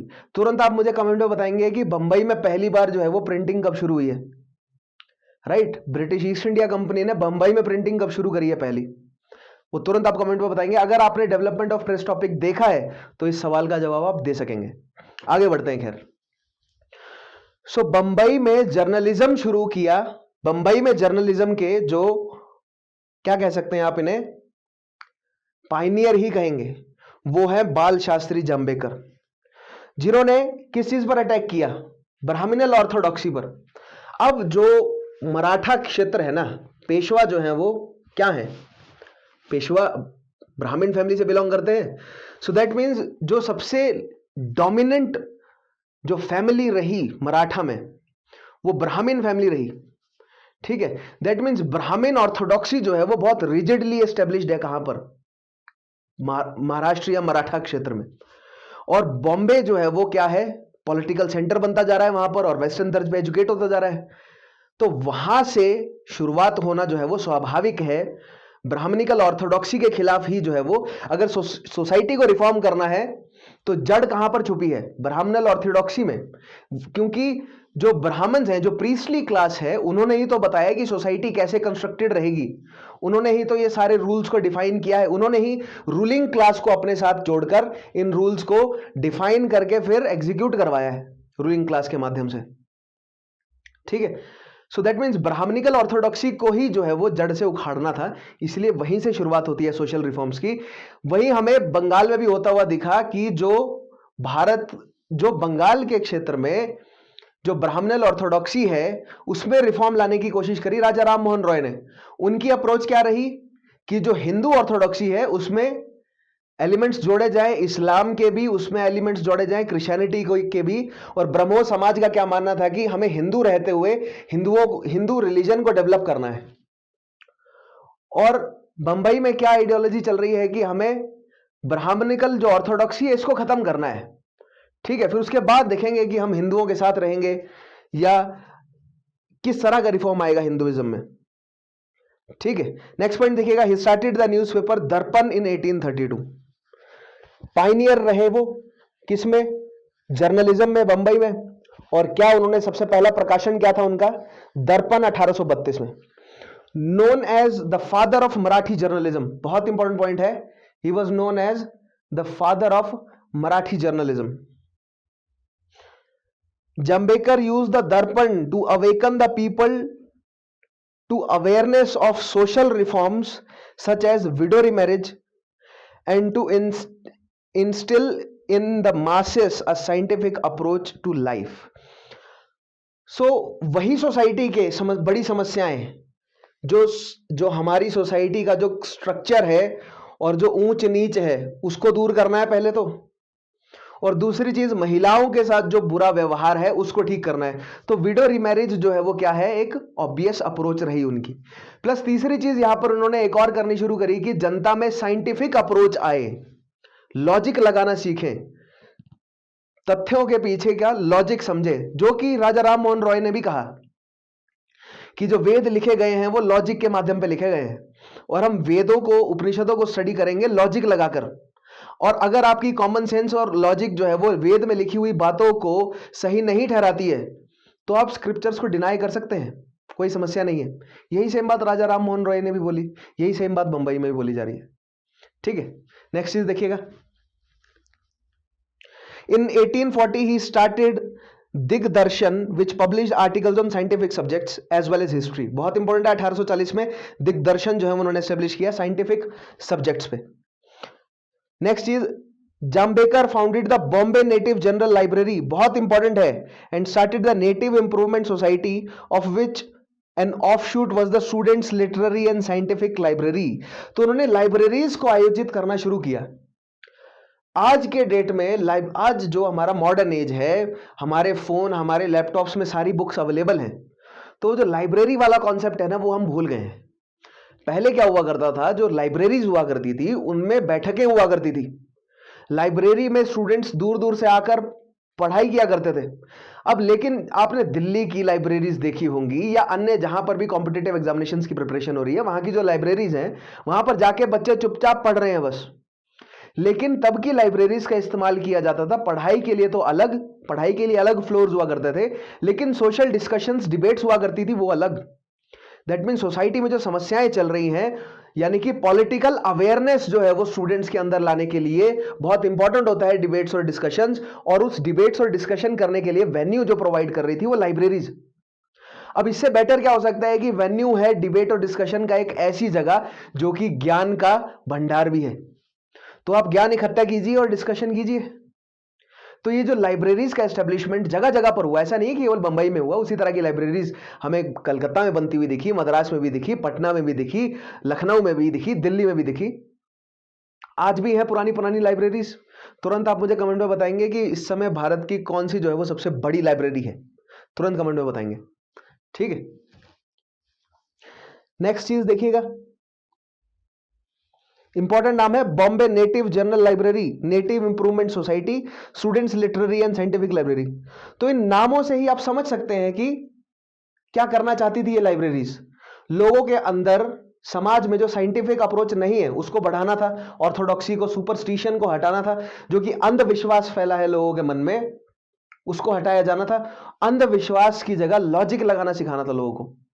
बहुत सारा अंधविश्वास फैला है हमारे समाज में, लेकिन देखिए कई सारी जो हमारी प्रैक्टिसेस हैं, हिंदू समाज की जो प्रैक्टिसेस हैं, उनके पीछे बहुत गहरे डीप साइंटिफिक फैक्ट भी छुपे हुए हैं, ठीक है। लेकिन कई सारी प्रैक्टिसेस जो है वो क्लियर ऑर्थोडॉक्सी भी है। तो जो साइंटिफिक जो फैक्ट्स हैं उनका ध्यान रखिए आप, राइट। जो लॉजिकली की जा रही हैं चीजें वो ध्यान रख सकते हैं आप, उसके अलावा जो क्लियर ऑर्थोडॉक्सी है आप उसको अडॉप्ट ना कीजिए, ठीक है। नेक्स्ट चीज देखिएगा, he was the first professor of Hindi at Elphinstone college, जो कि मुंबई में है, प्रेजेंटली मुंबई तब Bombay. Besides being a director of Colaba observatory, observatory यानी कि ऑब्जर्वेटरी से आप क्या करते हैं, आप यूनिवर्स को देखते हैं, राइट। आप जो सेलेस्टियल बॉडीज है उनकी इमेज कैप्चरिंग की कोशिश करते हैं। तो ये भी मुंबई में ही है। तो प्रेजेंटली तो काफी ज्यादा डेवलप हो गई है, और ये Elphinstone university is quite popular. So Elphinstone not university but college, Elphinstone college और कोलबा यूनिवर्सिटी के डायरेक्टर, और एल्फिंस्टन कॉलेज में पहले हिंदी के टीचर कौन रहे हैं, बाल शास्त्री जाम्बेकर। बहुत इंपॉर्टेंट नाम है, बहुत इंपॉर्टेंट व्यक्ति है, नाम इनका ध्यान रखेंगे आप। आगे बढ़ते हैं, नेक्स्ट देखते हैं परमहंस मंडली के बारे में। आप कहेंगे कि सर ये सब नाम तो आपने टॉपिक के कैप्शन में तो लिखे नहीं हुए हैं। तो जैसे कि मैंने कहा ना कि कैप्शन में जगह होती है कम, तो मैंने ब्रॉड जो है वो नाम लिख दिए, लेकिन आपको एक टाइम जो है वो समझ आ गया होगा कि 19वीं शताब्दी के पूर्वार्ध के बात है ये, राइट। या मेजरली उसी समय के जो लीडर्स हैं उनके बारे में हम आज चर्चा करेंगे, राइट। परमहंस मंडली की बात करें तो founded in 1849 in Maharashtra. The founders of Paramhansa Mandali Dadoba Pandurang, Mehta ji, Durgaram and others began as a secret society that worked to reform Hindu religion and society in general। तो ये जो परमहंस मंडली है ना, इससे पहले धर्म सभा नाम की एक, मानव धर्म सभा नाम की एक ऑर्गेनाइजेशन थी इनकी, जो कि एक सीक्रेट सोसाइटी की तरह काम करती थी। वही डेवलप होकर परमहंस मंडली के रूप में सामने आई, जो कि शुरुआत में एक सीक्रेट सोसाइटी की तरह ही थी, धीरे धीरे उसने खुलकर आगे आकर काम करना शुरू किया। और काम क्या था, वही हिंदू समाज और सोसाइटी में रिफॉर्म्स लाना। हिंदू समाज और सोसाइटी में प्रॉब्लम्स क्या थी, हम एस्टेब्लिश कर चुके हैं। महिलाओं के साथ समस्या है, जितनी भी समस्याएं हैं महिलाओं के साथ वो, और दूसरी चीज जो दलित, जो डाउन ट्रॉडन है, जो पिछड़ा हुआ वर्ग है सोसाइटी का, उनके साथ जो बहुत दुष्व्यवहार किया जा रहा है उसको ठीक करना। प्लस जो कुरीतियां फैली हुई हैं, ऐसा नहीं है कि दुष्व्यवहार करना ही सिर्फ एक, लेकिन उसके अलावा जो बेमतलब के राइट्स है और रिचुअल्स हैं, बहुत सारी कुरीतियां हैं, बहुत सारे अंधविश्वास हैं। ऐसे नहीं केवल जिन्हें निम्न जाति के लोग कहा गया उन्हीं के साथ समस्या है, जिनको उच्च जाति के लोग कहा गया उनकी अपनी सोसाइटी में भी बहुत सारी कुरीतियां फैली हुई हैं। उन सबको ठीक करना है, सबके लिए काम किया जा रहा है, ठीक है। नेक्स्ट चीज देखिएगा, the ideology of society was closely link to that of Manav Dharma Sabha, Gujarat 1844 में एस्टेब्लिश हुई, ये ध्यान रखिएगा। और Dadoba Pandurang was a member of Manav Dharma Sabha, वहीं से जो है वो इन्फ्लुएंस होकर परमहंस मंडली बनी है। तो ये भी आप देख रहे हैं कहां पर है, ये भी बॉम्बे प्रेसिडेंसी में ही है, क्योंकि Gujarat was a part of Bombay presidency, right. Next चीज देखिएगा, besides believing that one God, इनकी आइडियोलॉजी क्या है, monotheism should be worshipped. The society also said real religion is based on true love and moral conduct. True love based on love and moral conduct.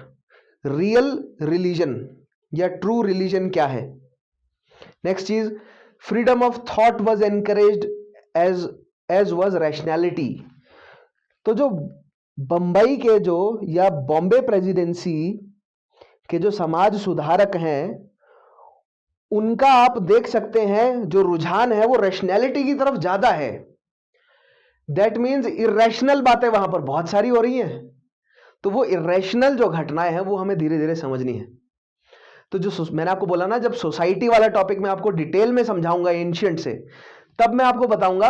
और खासकर जब मैं दक्षिण भारत और दक्कन के समाज की संरचना कैसे हुई है, उन सब चीजों को जब हम समझेंगे, खासकर एंशंट के बाद मेडाइवल पीरियड और फिर अर्ली मेडाइवल और फिर मेडाइवल में आते आते तो इन और खासकर क्योंकि जो मॉडर्न टाइम में एंटर किए हम, जो मेजर पॉलिटिकल शक्ति थी उससे पहले वो मराठा थी। तो जो मराठा सोसाइटी है उसको हम डिटेल में समझेंगे। सो मराठा सोसाइटी क्या थी, कैसी थी, वो था रिजल्ट पिछले 2000 साल का। तो वहां से स्टडी करते हुए आएंगे, कंक्लूड करेंगे मराठा सोसाइटी में, और फिर उसका मॉडर्नाइजेशन कैसे हुआ और मराठा सोसाइटी की जो समस्याएं हैं वो आज तक कैसे कैरिड है। समझे आप कैसे कनेक्ट किया हमने? हम मराठा सोसाइटी में आकर रोक देंगे फिर उसके बाद, क्योंकि हमें मॉडर्न में लेकर जाना है, ठीक है।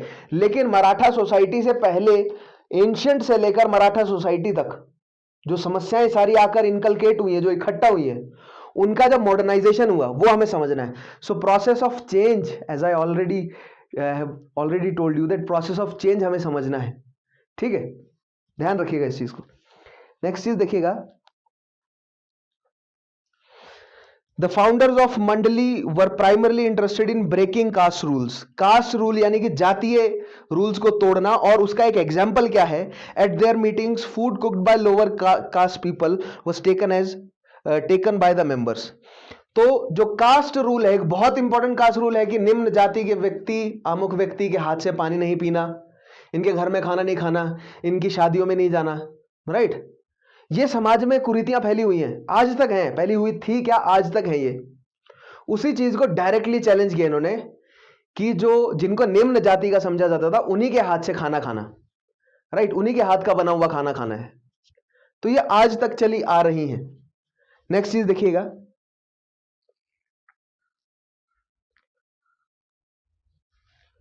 These Mandalis also advocated widow remarriage and women's education. तो ये पॉइंट्स हम समझ चुके हैं, राइट। सोसाइटी में दो मुख्य समस्याएं हैं, तीन मुख्य समस्याएं मान लेते हैं, चलो। एक तो महिलाओं के साथ जुड़ी हुई सारी चीजें, सारी समस्याएं, दूसरा जो निम्न जाति है उनके साथ जो जुड़ी हुई सारी समस्याएं, और तीसरा जितने भी गैर जरूरी रिचुअल्स, रीति रिवाज हैं जो कि निम्न जाति से लेकर उच्च जाति सबके अंदर है ना, जिनको कहा गया है निम्न जाति और जिनको उच्च जाति कहा गया है, उन सब के अंदर वो गैर जरूरी रीति रिवाज है, उन सबको कंडेम करना। ये तीन मुख्य हैं। उसके अलावा एजुकेशन को बढ़ाया जाना, सब में चाइल्ड मैरिजेस हटाए जाना, ये सारी चीजें तो है ही, ठीक है। तो आप इन तीन ब्रॉड जो है वो सोशल समस्याओं को रख सकते हैं। महिलाओं के साथ जो जुड़ी हुई समस्याएं सभी, उसके अलावा जो निम्न तबका है उसकी, प्लस तीसरी जो है वो ओवरऑल सबकी, जो सभी के लिए जो रिचुअल्स हैं, राइट्स हैं जो गैर जरूरी हैं, वो जो जुड़े हुए हैं, राइट, उनको कंडेम करना। ये तीन जो है वो मेन समस्या हैं। नेक्स्ट चीज देखिए, ब्रांचेस ऑफ परमहंस मंडली existed in Pune, Satara and other towns of Maharashtra. तो आप देख पा रहे हैं कि परमहंस मंडली इज ऑल्सो कहां पर एक्टिव है? ये बंगाल प्रेसिडेंसी में।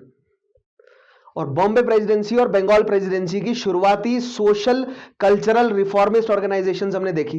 ब्रह्म समाज हमने पहले देखी, यंग बंगाल मूवमेंट देखा, फिर उसके बाद हमने कुछ पर्सनैलिटीज को देखा, ईश्वर चंद्र विद्यासागर जैसी। और अब ऑर्गेनाइजेशंस हम कहां की देख रहे हैं? बॉम्बे प्रेसिडेंसी की, राइट। नेक्स्ट देखिएगा, आगे आते हैं हमारे सत्य शोधक समाज एंड ज्योतिबा और ज्योतिराव फूले, ठीक है। पहला पॉइंट देखिएगा, Jyotiba Phule born in Satara Maharashtra, belong to Mali community and organized a powerful movement against the upper caste domination and brahminical supremacy। बहुत इंपॉर्टेंट पॉइंट आ गया हमारे आगे। अभी और समझने की कोशिश कीजिएगा, अभी तक जितने भी रिफॉर्म्स है ना, वो ऊंची श्रेणी के जो समाज में, जिनको ऊंची श्रेणी में रखा गया है, जो ऊंचे तबके में रखा गया है, उन्हीं लोगों ने वो मूवमेंट शुरू करे हैं। दैट मीन्स प्रिविलेज पढ़ाई लिखाई की किसके पास है, या प्रिविलेज किन, या इस तरह की सोशल लिबर्टी या सोशल करेज किसके पास है इस तरह का रेडिकल काम करने का? उच्च कोटि के लोगों के पास, सपोजिटली जो उच्च कोटि के लोग हैं। लेकिन पहली बार जिन्हें समाज की निम्न जाति कहा गया, उन्हीं में से ही एक लीडर निकल कर आया। उसी ने ही बचपन से ही अपने, सोच के देखिएगा उस व्यक्ति ने कैसे कैसे जो है वो नॉलेज एक्वायर की होगी। सोसाइटी जो आज के डेट में आज भी जो निम्न तबका, जिसे निम्न तबका कहा गया है सोसाइटी का, उन व्यक्तियों को उभरने नहीं दे रहा है, तब तो कितना बुरा हाल रहा होगा। फिर भी वो व्यक्ति जो है वो एक ऑर्गेनाइजेशन क्रिएट करने में कामयाब रहा और उस ऑर्गेनाइजेशन ने फंक्शन किया काफी लंबे समय तक। तो ये काफी सराहनीय बात है, ज्योतिबा फुले। ठीक है, नाम ध्यान रखिएगा इनका। नेक्स्ट चीज, अगेन, अब वो किस जाति से बिलोंग करते हैं, तो माली।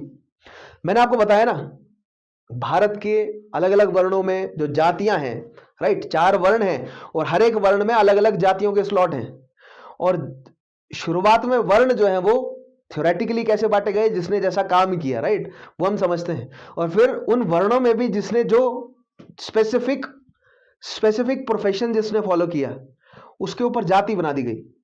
तो मैं आपको सोसाइटी समझाऊंगा कैसे बनी है, धैर्य रखिए। लेकिन माली, अब मान लीजिए आप माली परिवार में पैदा हुए, तो ये आपके ऊपर टैग है कि तुम माली ही बन सकते हो, उसके अलावा कुछ नहीं, उसके अलावा तुम्हारा कोई जीवन नहीं है। ये है जाति व्यवस्था। और वर्ण व्यवस्था क्या बोलती है कि तुम मनुष्य पैदा हुए और तुमने अगर युद्ध लड़ने की सोची तो तुम क्षत्रिय, अगर तुमने ज्ञान इकट्ठा करके ज्ञान बांटने की सोची तो तुम ब्राह्मण, राइट, अगर तुमने मिट्टी के बर्तन बनाने की सोची तब तुम शूद्र, और अगर तुमने व्यापार करने की सोची तब तुम वैश्य, राइट। सो दैट मीन्स आपके कर्म पे बेस्ड है आपका वर्ण। ये बेसिक आइडियोलॉजी है। लेकिन क्या आइडियोलॉजीज इंप्लीमेंट होती है प्रैक्टिकली?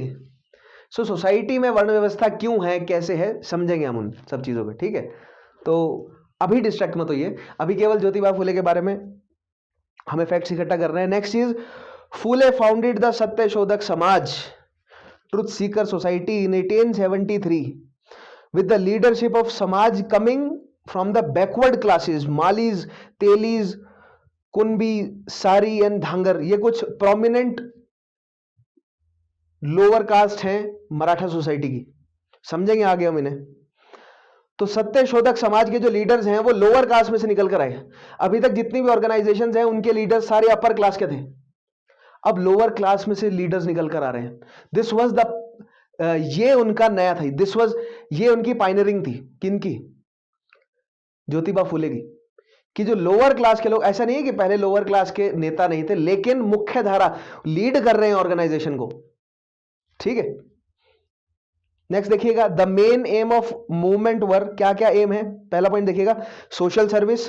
दूसरा, spread of education among women and lower caste people. अब अभी तक सोसाइटी में एजुकेशन फैलाने की बात जो है वो वुमेन के लिए की जा रही थी, अब लोअर कास्ट लोगों के लिए एजुकेशन फैलाने की बात की गई। ठीक है, अब इसको ना अंग्रेजों ने पता कैसे मैनिपुलेट किया? अंग्रेजों ने ना इन एफर्ट्स को बहुत बुरी तरीके से मैनिपुलेट किया। मैं आपको समझाता हूं कैसे। अगर किसी ब्राह्मणिकल व्यक्ति ने कोई एक सोशल रिफॉर्मिंग ऑर्गेनाइजेशन क्रिएट किया, तो अंग्रेजों ने उस चीज को ऐसे पोर्ट्रे किया कि देखो ये ब्राह्मण है, ये केवल ब्राह्मणों के लिए काम करेगा। ठीक है, अब इससे जो उस समाज के जिन्हें निम्न जाति के लोग कहा गया, अगर उनमें से कोई पावरफुल लीडर निकल कर आ रहा है तो उसको अंग्रेज जो है वो ऐसे समझाएंगे कि देखो ये ब्राह्मण है, ये केवल ब्राह्मणों के लिए काम करेगा, ब्राह्मण महिलाओं के लिए काम करेगा, केवल ब्राह्मण पुरुषों के लिए काम करेगा, तुम्हें अपने लिए अलग से ऑर्गेनाइजेशन बनाना चाहिए। और यहां पर एक निम्न जाति का ऑर्गेनाइजेशन बन जाएगा, एक ऊंची जाति का ऑर्गेनाइजेशन बन जाएगा, दोनों का आपस में क्लैश करवाएंगे। कौन? अंग्रेज। और ऊपर बैठे बैठे अंग्रेज जो है वो खाली ये शो देखेंगे कि ये देखिए भारतीय आपस में लड़ते रहते हैं, तुम में तो एकता ही नहीं है, हम तुम्हें कैसे रिस्पॉन्सिबल गवर्नमेंट दे दें। छोटी छोटी चीजें समझनी है हमें। इन्हीं छोटी छोटी चीजों की वजह से हमारा समाज बटा हुआ है आज तक, और फायदा उठाने वाले फायदा उठाते हैं उस चीज का, उठाते रहे हैं, उठा रहे भी हैं। तो सीखिए इन चीजों को, बहुत इंपॉर्टेंट है। जैसे कि मैंने आपको बोला ना कि सबसे पहले एडमिनिस्ट्रेटर या किसी भी गवर्नमेंट ऑक्यूपेशन पे आप बाद में पहुंचेंगे, सबसे पहला काम है आपका एक सिटीजन बनना। ठीक है, नेक्स्ट चीज देखिए, फुलेज वर्क, फुले की पब्लिकेशंस देखिए क्या क्या हैं। सार्वजनिक, सत्य, धर्म and Gulamgiri became sources of inspiration for the common masses. ये इनकी पब्लिकेशंस है, यहां से लोगों ने उनके आइडियाज को पढ़ा, समझा और डिबेट डिस्कशंस हुई। नेक्स्ट चीज देखिएगा, Phule use the symbol of Raja Bali as oppose to the Brahmin symbol of Ram. अब जो राम का सिंबल इस्तेमाल किया जाता है ना, वो ब्राह्मणिकल सुप्रीमेसी दिखाने के लिए, क्योंकि राम को पोर्ट्रे किया गया एज एन आर्य, ठीक है। सो जो ब्राह्मणिकल सुप्रीमेसी है उसको जताने के लिए राम का सिंबल इस्तेमाल किया जाता है। अब यहां पर निम्न जाति की सुप्रीमेसी दिखाने के लिए उन्होंने राजा बाली का सिंबल जो है वो इस्तेमाल किया, क्योंकि according to Mahabharata Raja Bali was a Shudra, ठीक है। ध्यान रखिएगा छोटी छोटी चीजें। Phule aimed at the complete abolition of caste system and socio economic inequalities. He was against Sanskritic Hinduism. Caste system, socio economic equality और संस्कृत हिंदुइज्म। अभी तक मैं इकोनॉमिक इक्वालिटी को तो इंक्लूड किया ही नहीं मैंने। समाज में जो इकोनॉमिक यानी कि अमीरी और गरीबी है उस चीज के ऊपर तो मैं लेकर ही नहीं आया हूं अभी पूरे कॉन्सेप्ट को, ठीक है। तो मैं सोशियो इकोनॉमिक इनइक्वालिटीज पर भी चर्चा करूंगा, लेकिन अभी सोशियो कल्चरल और सोशियो पॉलिटिकल इनइक्वालिटीज की बात कर रहे हैं हम केवल। लेकिन यहां पर सोशियो इकोनॉमिक इनइक्वालिटी की बात भी करी ज्योतिबा फुले ने। उन्होंने कहा कि हमारी जो कम्युनिटीज हैं, हमारी जो हिंदू कम्युनिटी है, इसमें जो निम्न जाति जिन्हें कहा जाता है उनको गरीब रखा जा रहा है। यह पूरा का पूरा सोशल कंस्ट्रक्शन ही ऐसा किया गया है कि वो लोग गरीब ही रहे, ठीक है। नेक्स्ट चीज देखिएगा, और संस्कृत हिंदुइज्म के खासे खिलाफ थे वो। नेक्स्ट पॉइंट आएगा, this movement gave a sense of identity to the depressed communities as a class against those Brahmins who use religion and blind faith of masses to exploit the masses of for personal monetary gain. Sense of identity किसको? Depressed communities को। Depressed communities के लिए अभी तक कोई specific organisation नहीं था, भले ही पहले जो ऑर्गेनाइजेशन है वो डिप्रेस्ड कम्युनिटीज के लिए, उनके अपलिफ्टमेंट के लिए काम कर रहे थे, लेकिन अभी पहली बार एक डिप्रेस्ड व्यक्ति द्वारा ही एक एस्टेब्लिश किया गया। तो यहां पर सेंस ऑफ रिकॉग्निशन आया लोगों में ना, ठीक है। सिंपल सी बात है, मान लीजिए कल को आप जिस भी आपका जो भी टाइटल है, जो भी सरनेम है, जो भी वर्ण व्यवस्था के अकॉर्डिंग जो भी आपकी जाति है, आपको अगर कोई व्यक्ति, ये नेचुरल होता है हमारे अंदर, ये हमारा सिस्टम ऐसे डेवलप्ड है। मान लीजिए अगर अज्यूम करते हैं, हाइपोथेटिकल सिचुएशन एक अज्यूम करते हैं कि आप जिस भी वर्ण जाति से बिलोंग करते हो, अगर उस मान सारी बात छोड़िए, आपके गांव का कोई व्यक्ति अगर कोई बड़ा काम कर रहा है तो आप उससे एसोसिएट करेंगे अपने आप को कि हाँ मेरे गांव का व्यक्ति है और मैं उसके साथ जुड़ा हुआ हूं। तो वही यहां पर सेंस ऑफ रिकॉग्निशन मिला लोगों को कि जो डिप्रेस्ड क्लास है उनको लगा कि नहीं, हम में से ही कोई व्यक्ति है और हमारे लिए ही काम कर रहा होगा। क्यों? उनको लगा कि ये एक्सक्लूसिवली अब हमारे लिए है, क्योंकि ये हमारी ही जाति का व्यक्ति है या हमारे ही तबके का व्यक्ति है, ये तो एक्सक्लूसिवली हमारे लिए काम करेगा। और अगर कोई सोशल रिफॉर्मर है, वो ब्राह्मण है, तो जो डिप्रेस्ड क्लास है उनको थोड़ी दूरी लगेगी कि ये ब्राह्मण है, ये हो सकता है कि पॉलिटिकल गेन्स के लिए कर रहा हो। तो यहां पर उन्होंने कड़ा विरोध किया ज्योतिबा फुले ने कि जो पॉलिटिकल गेन्स के लिए जो मैनिपुलेट किया जाता है ना आम जनता को, उसका विरोध किया। बहुत ध्यान से क्रिटिकली सोसाइटी को एग्जामिन करना शुरू कीजिए, अपने आप से सवाल पूछिए कि क्या आपको धर्म के नाम पर, जाति के नाम पर, क्या आपको मैनिपुलेट किया जा रहा है या किया गया है कि नहीं? ठीक है, बिल्कुल बेसिक सवाल है, क्या ऐसा होता है या नहीं, राइट? क्या ऐसा हो रहा होगा या नहीं? ये चीजें बिल्कुल बेसिक सवाल है। मैंने आपको बोला ना, सवाल करना, पूछना है, शुरू करना है आपने। व्हाट, व्हाई एंड हाउ के जवाब ढूंढने हैं, सोचना शुरू करना है, क्रिटिकली सोचना शुरू करना है, तभी आप किसी स्टेटमेंट को क्रिटिकली एग्जामिन कर सकते हैं, राइट? क्रिटिकल सोचना बहुत आवश्यक है। क्रिटिकल सोचने का मतलब क्या होता है कि किसी भी कॉन्सेप्ट के पॉजिटिव और नेगेटिव्स को उन दोनों पॉजिटिव और नेगेटिव्स दोनों का आंकलन करना, ठीक है, वो क्रिटिकल सोचना हो गया उसके बारे में। या क्रिटिकल, और अगर मैं एक्सप्लेन करूं तो क्रिटिकल में बेसिकली आप नेगेटिव्स आप ढूंढ के जो है वो उसमें से नेगेटिव चीजें निकालते हैं कि कुछ नेगेटिव तो नहीं है, कि कुछ नेगेटिव क्या है, right? Negative in the sense कि क्रिटिकल के लिए शब्द इस्तेमाल किया जाता है कि आलोचनात्मक मूल्यांकन किया आपने ना, क्रिटिकल एनालिसिस किया किसी चीज का, तो आपने उसमें आलोचना लगाई कि आप ये कमी है आप में, सो कमियां ढूंढना। तो बहुत इंपॉर्टेंट है क्रिटिकली सोचना आपका। अब मैं कमियां ढूंढने के लिए नहीं बोलूंगा, इसीलिए मैंने कहा कि पॉजिटिव और नेगेटिव दोनों ढूंढिए। क्रिटिकली सोचने का एक बेटर तरीका हम बनाते हैं, हम पॉजिटिव्स और नेगेटिव्स दोनों को एक्सप्लोर करते हैं, ठीक है। अदरवाइज जो शाब्दिक अर्थ है वो तो मतलब आलोचना हो जाएगा ना, आलोचना करना है किसी चीज की, तो आलोचना नहीं करनी है हमें, हमें पॉजिटिव्स और नेगेटिव्स दोनों निकाल कर लाने हैं। नेक्स्ट चीज देखिएगा, Phule a firm believer in gender equality was a prisoner in women's education, sorry not prisoner but pioneer in women's education. He, with the help of his wife Savitri Bai, opened a girls' school at Pune. Right, Poona के क्षेत्र में women education के pioneer रहे कौन? फूले, और उनकी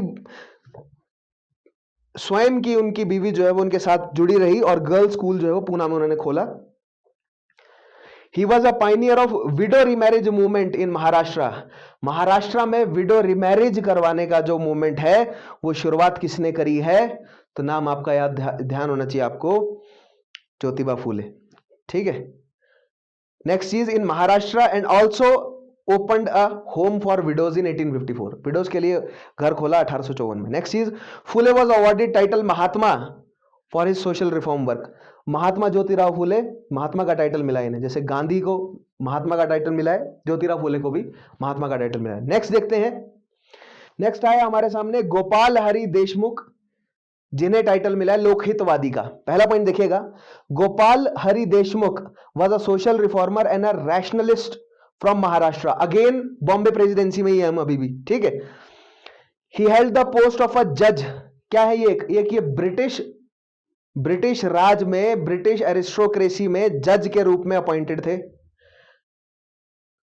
ठीक है। But wrote for a weekly, एक वीकली लिखते थे वो प्रभाकर नाम की, under the pen name of Lokhitwadi. उनका पेन नेम था, यानी कि लोकहितवादी के नाम से वो वीकली प्रकाशन करते थे, प्रभाकर नाम का, ऑन सोशल रिफॉर्म्स, ठीक है। नेक्स्ट चीज, he advocated a reorganisation of Indian society on rational principle and modern humanistic secular values. Modern humanistic and secular value. अब ये ह्यूमनिस्टिक होनी चाहिए हमारी सोसाइटी, है ना, मानवतावाद होना चाहिए। तो क्या हमारी सोसाइटी में मानवतावाद नहीं था? क्या हमारी सोसाइटी में जिसको चाहे उसको मार दिया जाता था? क्या हमारी सोसाइटी में बहुत छोटे छोटे गुनाहों की सजा हाथी के पैरों से कुचलवा कर दे दी जाती थी? केवल ये हाथी के पैरों से कुचलवाना सबके लिए कॉमन था। मिडिवल पीरियड की सजा है ये, राइट। मॉडर्न में जो है वो फिर गोली मार दी जाती थी, फांसी दी जाती थी, वो सब चीजें, लेकिन मानवतावाद नहीं था। मानवता की कमी थी भारतीयों में बहुत ज्यादा। आपको अगर ऐसा लगता है ना कि हमारी सोसाइटी आज वायलेंट है, तो you don't know the half of it. आप नहीं जानते कि हमारी सोसाइटी कितनी वायलेंट थी, राइट। आपको यह लगता होगा कि जो सेंट्रल एशिया की सोसाइटीज हैं वो बहुत वायलेंट हैं आज भी, राइट। लेकिन आप बहुत कम जानते हैं फिर कि सेंट्रल एशिया की सोसाइटी में जितना वायलेंस है उसी तरीके का कुछ वायलेंस भारत में भी था।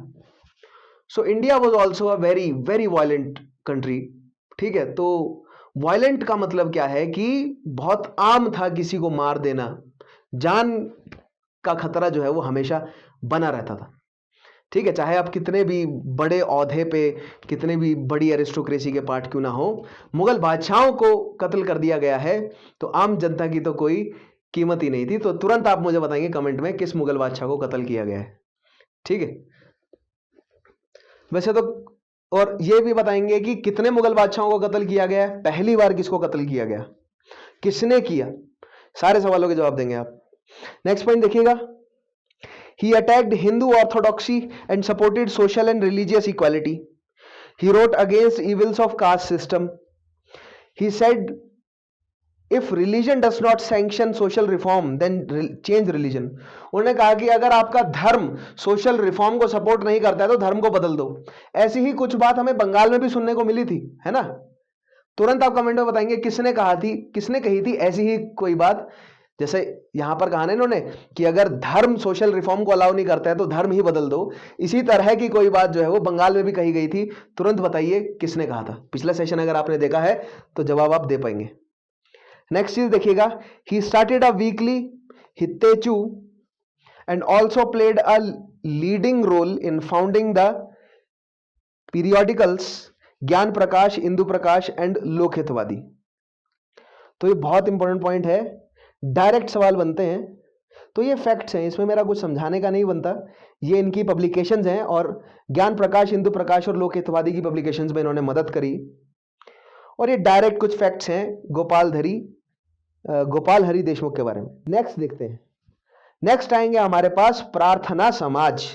प्रार्थना समाज देखते हैं क्या है।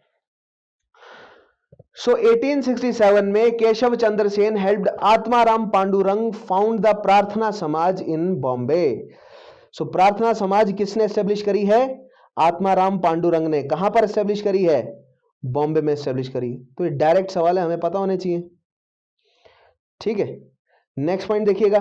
अ प्रिकर्सर ऑफ प्रार्थना समाज was Paramhansa Sabha, something like a secret society to spread liberal ideas and encourage the breakdown of caste and communal barriers.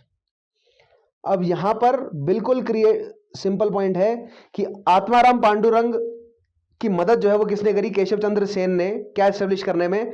प्रार्थना समाज एस्टेब्लिश करने में। लेकिन प्रार्थना समाज पहले किस नाम से जानी जाती थी? एक सीक्रेट सोसाइटी के नाम से। एक सीक्रेट सोसाइटी थी परमहंस सभा के नाम से, जो कि वही सोशल रिफॉर्म्स का काम कर रही थी, जिन सारे सोशल रिफॉर्म्स को अभी तक हम डिस्कस कर चुके हैं, राइट।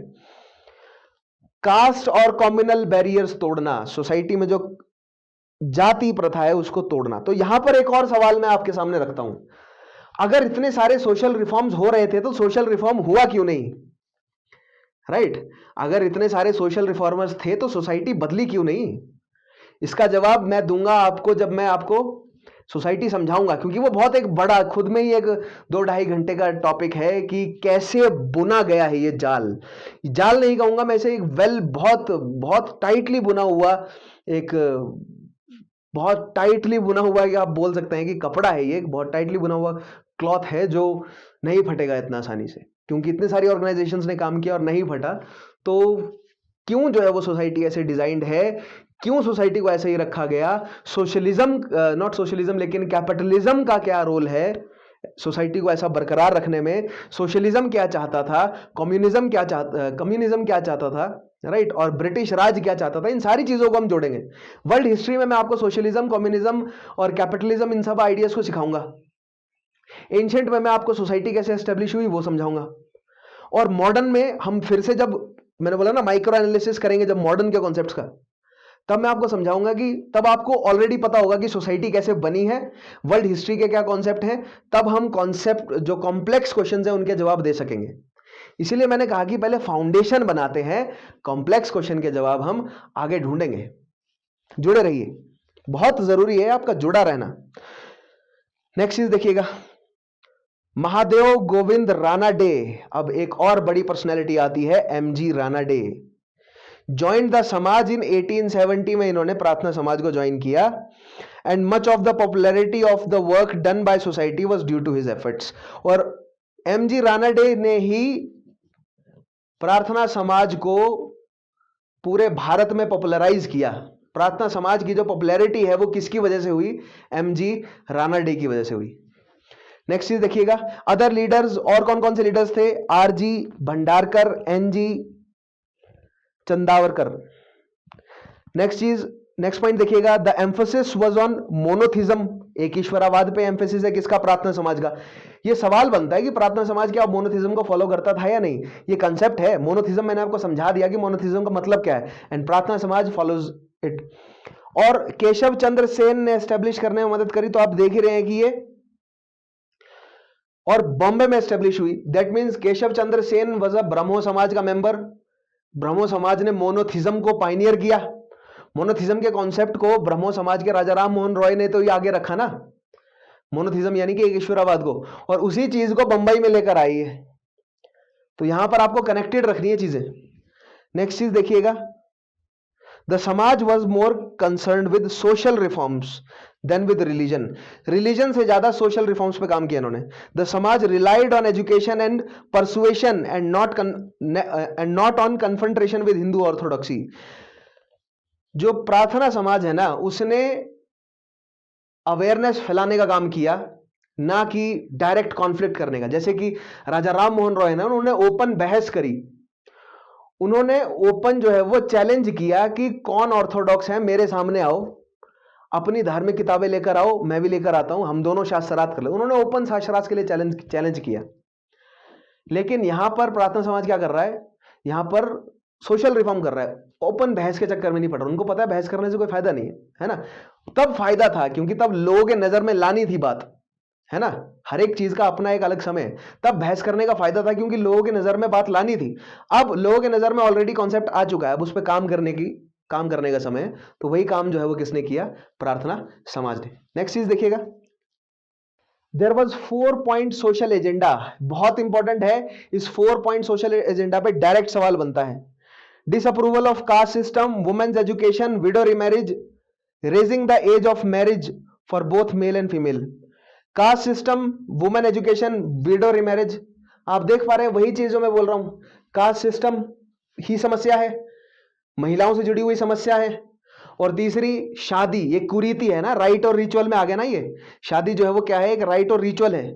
तो ये 3 चीजें ही तो है, जो निम्न तबका है उनकी समस्या, महिलाओं की समस्या, और जो राइट और रिचुअल फैले हैं वो सभी तबकों में फैले हैं, हिंदू सोसाइटी के, राइट। तो यहां पर ना एक चीज और आपको ध्यान रखनी है, ये जो सारी सोसाइटीज है ना अभी तक हम पढ़ रहे हैं, ये सारे जो ऑर्गेनाइजेशंस हैं, ये सब हिंदू सोसाइटी को रिफॉर्म करने में लगे हुए हैं। कोई भी मुस्लिम सोसाइटी की रिफॉर्म की बात नहीं कर रहा, राइट। तो यहां पर इस चीज को मुद्दा बनाया अंग्रेजों ने। अंग्रेजों ने बोला कि देखो ये हिंदू अपने आप को रिफॉर्म करके जो है वो कंस्ट्रक्ट कर रहे हैं, अपने आप को ऑर्गेनाइज कर रहे हैं। एक ऐसा समय आएगा कि ये तुम्हें लात मार के बाहर निकाल देंगे, तुम्हें जान से मार देंगे, ठीक है। जो कम्युनल दंगा है, हिंदू मुस्लिम की जो भावना है, वो अंग्रेजों ने इन सब ऑर्गेनाइजेशंस के एग्जांपल पे तो उठाई है।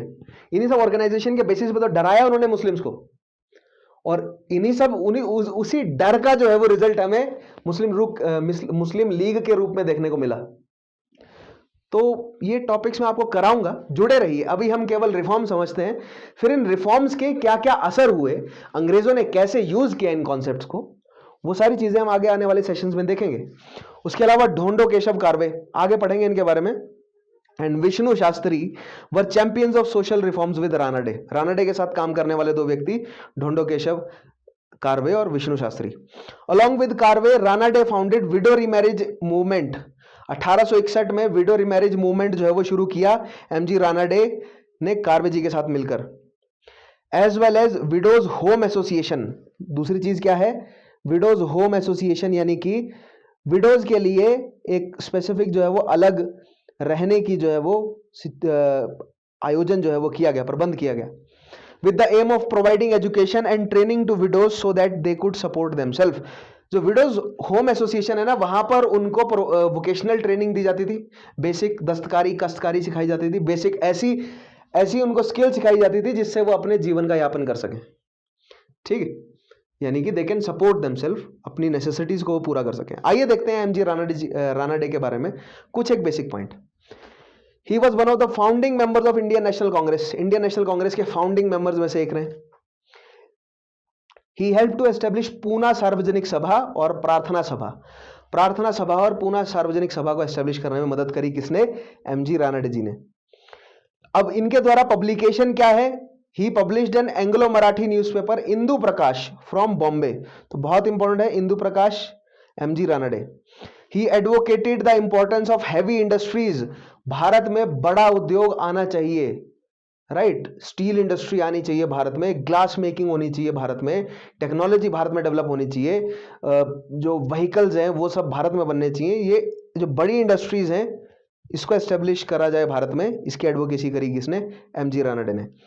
Ranade established social conference. Social conference को भी एस्टेब्लिश किया किसने, एमजी रानाडे ने। तो ये रानाडे जी के बारे में कुछ बेसिक पॉइंट थे।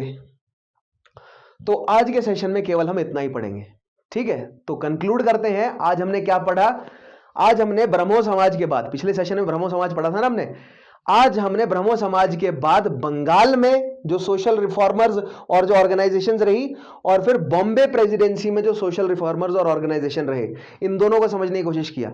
अब यहां पर ना मैं चाहता हूं कि आपके दिमाग में ये तरीका कैसे हो, ज्योग्राफिकली तो हमने ध्यान रखना ही है कि बंगाल में कौन था, मद्रास में कौन होगा, बंबई में कौन था, पंजाब में ऑर्गेनाइजेशंस कौन थी, ठीक है। और दूसरी चीज हमें उन ऑर्गेनाइजेशंस ने जो काम किया उसके स्पेसिफिक में भी, यानी कि केवल महिलाओं के लिए किसने काम किया, जो डिप्रेस्ड क्लासेस हैं उनके लिए किसने काम किया, या ओवरऑल सबके लिए जो है वो काम जो है वो किसने किया, पीजेंट्स के लिए काम किसने किया, ट्राइबल्स के लिए काम किसने किया। तो ये अलग अलग तरह के ऑर्गेनाइजेशंस भी हम एस्टेब्लिश करेंगे आगे आने वाले समय में। मैं आपको पूरा क्लियर कर दूंगा, राइट। आप एनालिस्ट कर सकेंगे, ज्योग्राफिकली भी एनालिस्ट कर सकेंगे और जेनेरिक तौर पे भी एनालिस्ट कर सकेंगे कि किसका क्या जॉनर है, कौन किस इशू के लिए जो है वो काम कर रहा है। सो आज के सेशन में केवल हमने इतना ही पढ़ा।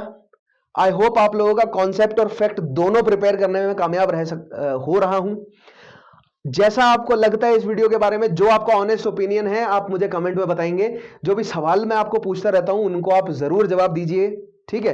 क्योंकि कई बार क्या होता है कि आपको ऐसा लगता है कि मुझे तो पता है, लेकिन कई सारे स्टूडेंट होते हैं जिनको नहीं पता होता, वो आंसर ढूंढते रह जाते हैं। So for their sake answer जरूर डाल दिया कीजिए, ठीक है। उसके अलावा पिछले सेशंस अगर आपने नहीं देखे हैं तो हमेशा की तरह मैं बोलता ही हूं आपको, पिछले सेशंस देखिए, बहुत जरूरी है। अगर आप थॉरोली मेरे सेशंस को फॉलो करते आ रहे हैं तो आप समझ गए होंगे कि पिछले सेशंस भी क्यों जरूरी है, क्योंकि ये पूरी कहानी कनेक्ट होती हुई जा रही है। बहुत इंपॉर्टेंट है इस पूरी कहानी को आप कनेक्ट करें, राइट। कमेंट कीजिएगा, शेयर कीजिएगा अगर आपको पसंद आता है तो। और उसके अलावा अगर आपने ऑब्वियसली इस चैनल को सब्सक्राइब करना तो आप ही की जिम्मेदारी है, नहीं करेंगे तो आपको कैसे पता चलेगा कि मेरी वीडियो आ गई, ठीक है।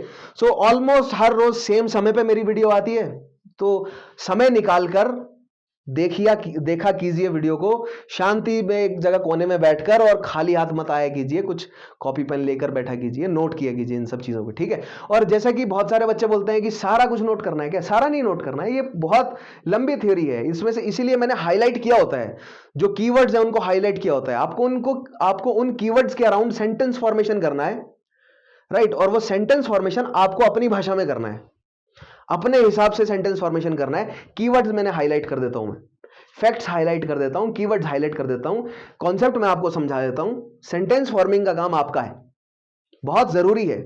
आप जो है वो कॉलेज एजुकेटेड अगर व्यक्ति हैं तो आप सेंटेंस फॉर्मिंग करना जानते होंगे, अगर नहीं जानते हैं तो सीखिए, फोर्स कीजिए अपने आप को। शुरुआत में हो सकता है सेंटेंस नहीं बने अच्छे से, धीरे धीरे डेवलप हो जाएगा। बहुत जरूरी है, लिखना आना बहुत आवश्यक है। लेखन की जो कला है वो डेवलप कीजिए अपने अंदर। सो आज के सेशन को मैं यहाँ कंक्लूड करता हूं।